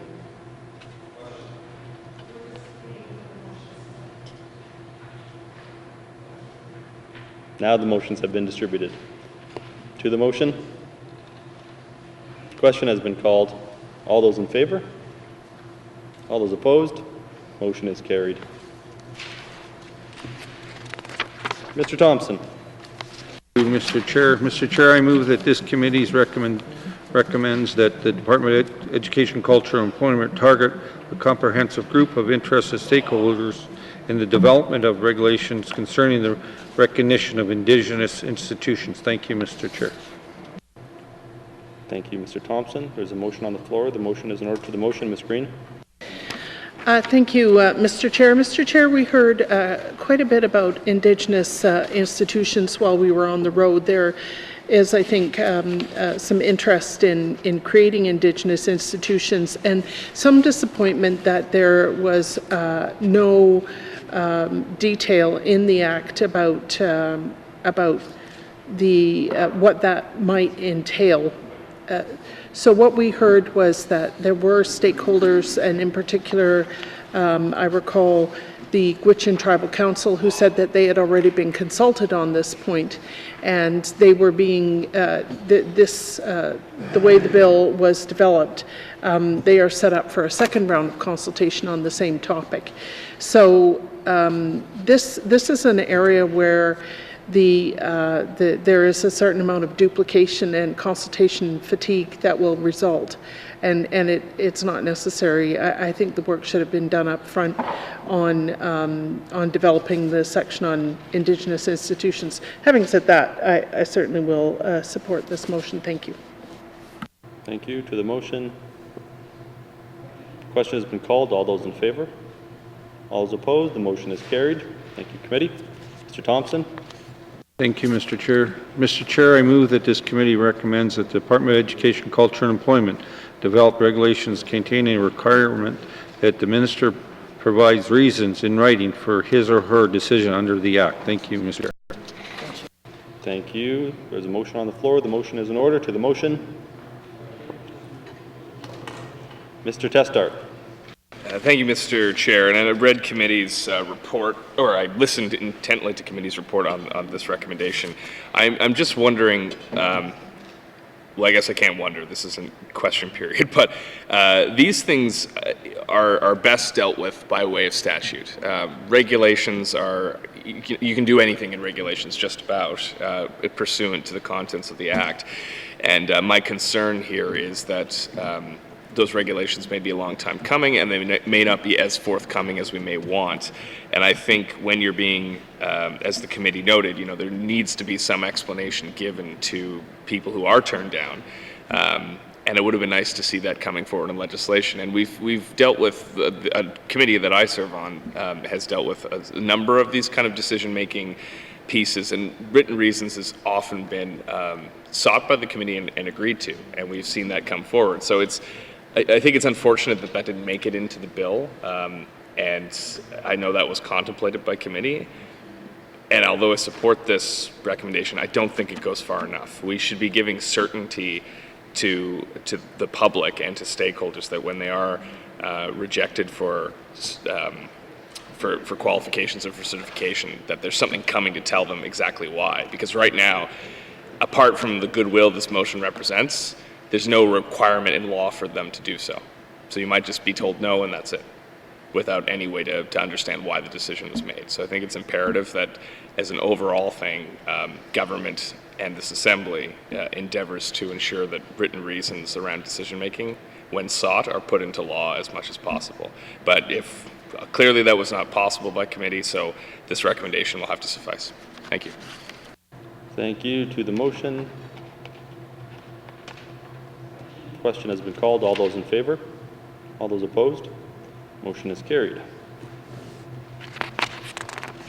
Mr. Thompson. Mr. Chair, I move to the extent it is possible for the resolution of the 18th Assembly and for the public record that the government provides a response to these recommendations, even of a preliminary nature, that the committee may publicly disclose. Thank you, Mr. Chair. Thank you, Mr. Thompson. There's a motion on the floor. The motion is in order. To the motion. Question has been called. All those in favor? All those opposed? The motion is carried. Thank you, committee. Does committee agree that this concludes our consideration of committee report 24-18(3)? Thank you, committee. This concludes consideration of committee report 24-18(3). Committee, we have agreed to next consider Bill 48. I'll give committee a moment to get their materials prepared.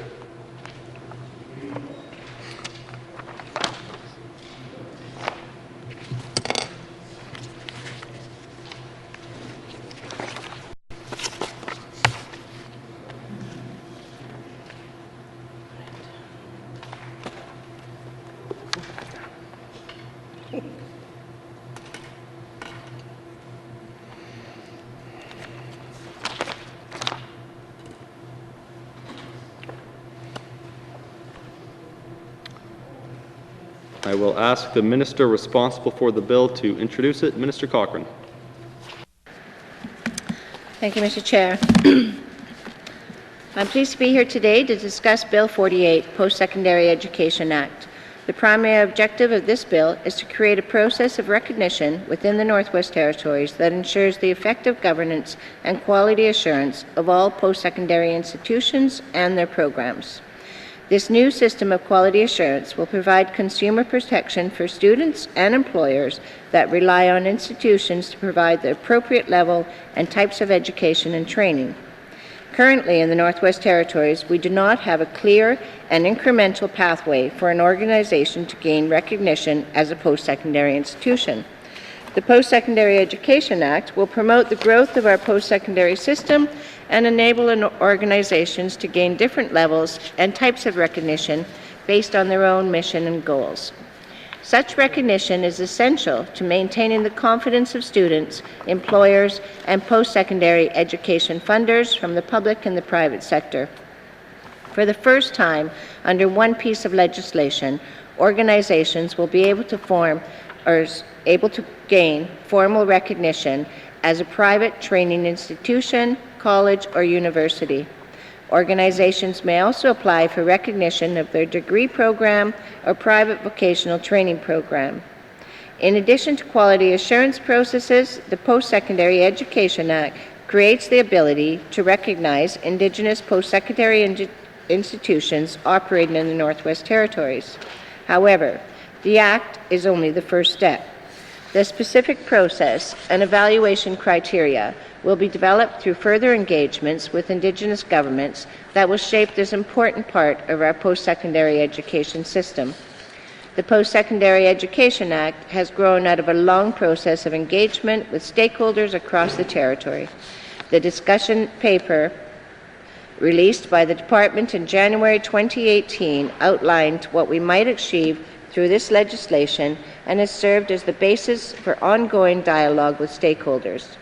Officials from the Department have been meeting regularly with stakeholders to hear their concerns and ideas, as well as to provide them with updates on development of the legislation. The Department will continue to engage stakeholders to ensure subsequent regulations are clear, effective, and supportive of organizations striving to grow their role in meeting their education needs of Northerners. Under the new legislation, the post-secondary education system will increasingly become a collaboration between a growing number of post-secondary education organizations operating in the Northwest Territories. It provides a framework for how we will work together moving forward. I'd like to recognize the hard work of the members of the Standing Committee on Social Development during the review of Bill 48. The questions they posed throughout the process were thoughtful and demonstrated an in-depth analysis of the bill. Looking back over the past 2 years, the Standing Committee on Social Development has spent a significant amount of time collaborating with me on our post-secondary education initiatives. Together, we've accomplished several important milestones that I know will have significant and lasting benefits for the residents of the Northwest Territories. Merci, Joe, Mr. Chair. Thank you. I will now turn to the chair of the committee that considered the bill for any opening comments he may have. Mr. Thompson. Thank you, Mr. Chair. I'll be brief as I've already done opening comments in the report. First and foremost, I'd like to thank the Minister and her department for their willingness to work with us. It was a pleasure working with, and we had quick responses back and forth to get this bill done in a timely manner. And again, I'd like to thank her staff for working with the staff from the Legislative Assembly. This staff worked extremely hard, and I'd like to thank them. And also I'd like to thank committee for all their hard work at moving forward on this. So thank you, Mr. Chair. Thank you. I'll ask the Sergeant at Arms to escort the witnesses into the chamber. Minister, please take your seat at the witness table.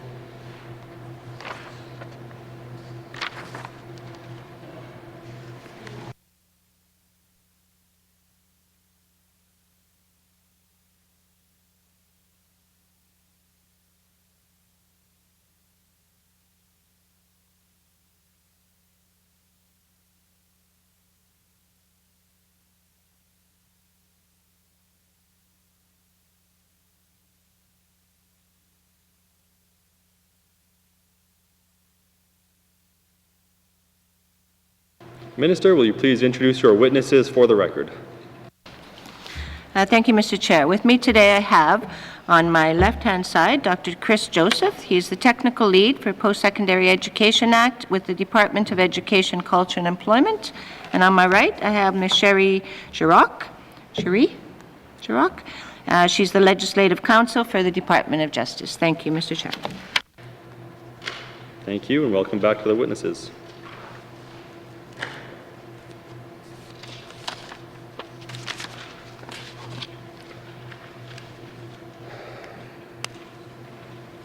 Are there any general comments on the bill? Seeing none, does the committee agree that we move to clause-by-clause consideration of the bill? Thank you, committee. There are 69 clauses in the bill. Would the committee be agreeable to group the clauses in groups of 10? Thank you, committee.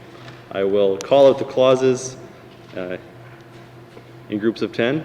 Yeah, okay. And if committee is agreeable, please respond accordingly.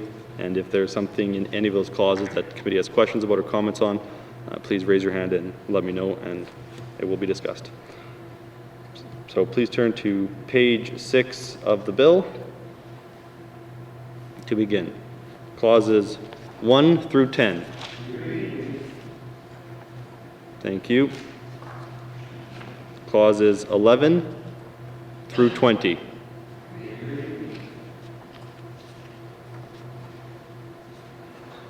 Clauses 21 through 30.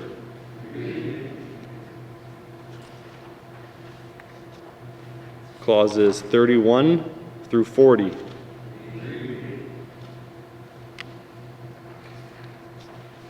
Clauses 41 through 50.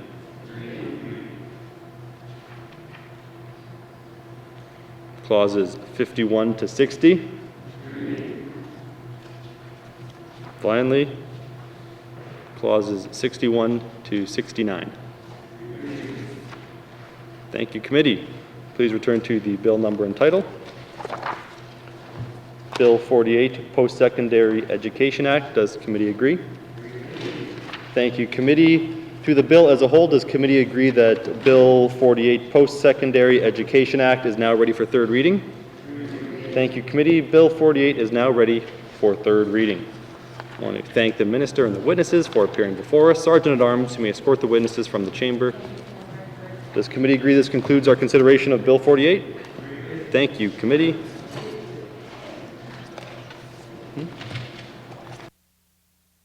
Committee, we have concluded all the work we have agreed to. What is the wish of committee? Mr. Testart? Thank you, Mr. Chair. I move the chair rise and report progress. Thank you.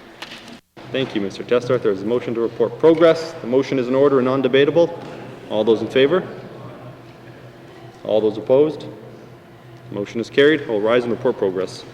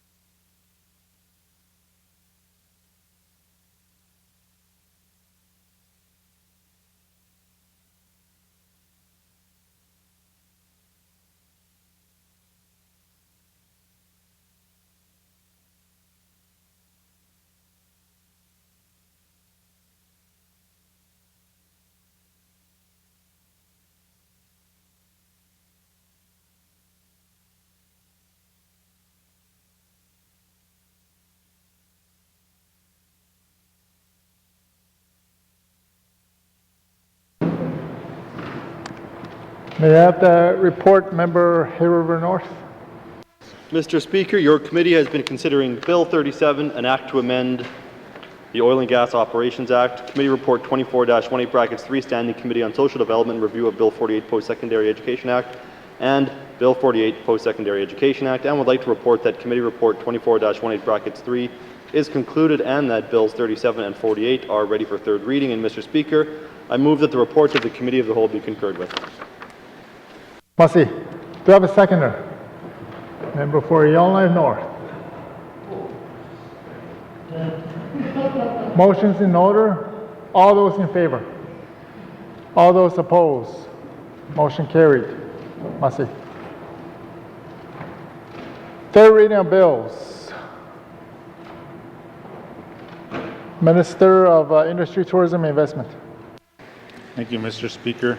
I move, second by the Honourable Member from Yellowknife South, that Bill 36, Act to amend the Petroleum Resource Act, be read for the third time, and Mr. Speaker, I request a recorded vote. Thank you, Mr. Speaker. Massey. Member requested for a recorded vote. Motion's in order. To the motion.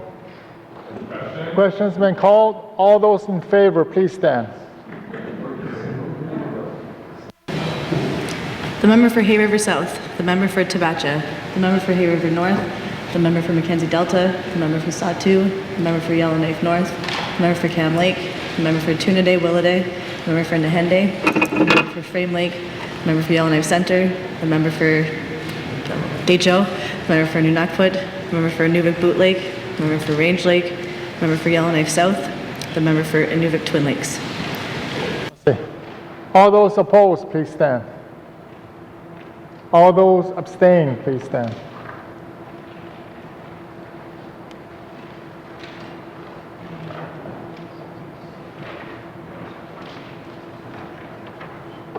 The results of the recorded vote, 17 in favor, 0 opposed, 0 abstention, motion carried. Bill 36 has had its third reading. Third reading of bills. Third reading of bills. Madam Clerk, orders of the day. Dinze dendea za nakelemi huno datso ek edi ho honte. Hayat eti awode hayati eketet sodo hayati indi awode dawats ike ile gatson nagode. Haton goga gekwe gizi hats edi asi wek edzon ats ei. Awode dagets eke nimple da ets eke indi nimple da ets ike ile gatson nagogede. Commissioner Wayatik e Hayats Eti going zit asit eke. Standing aids on special committees on amigo di wets on nawode wego ginda wego di donate ala niple gigrada ra negele. Nawo wek edzon ra yati nit aqueflon nawo nitle wek edzon ra hats edi. Nawo hofle aqueflon nawo nitle wek eti. Nanke son nawo nitle wek eti. Nawo ala weho segeti ha ho'o. Bill 25, Bill 39, Bill 56, Bill 42, Bill 43, Minister Statement 151-18.3, Minister Statement 158-18.3, Minister Statement 211-18 or -18.3, Table Document 442-18.3, Edani segedi weho hagedi tight on nawo nitle wek eti. Bill 37, Bill 48. Indaidze edani segedi ha wek eti. Good job.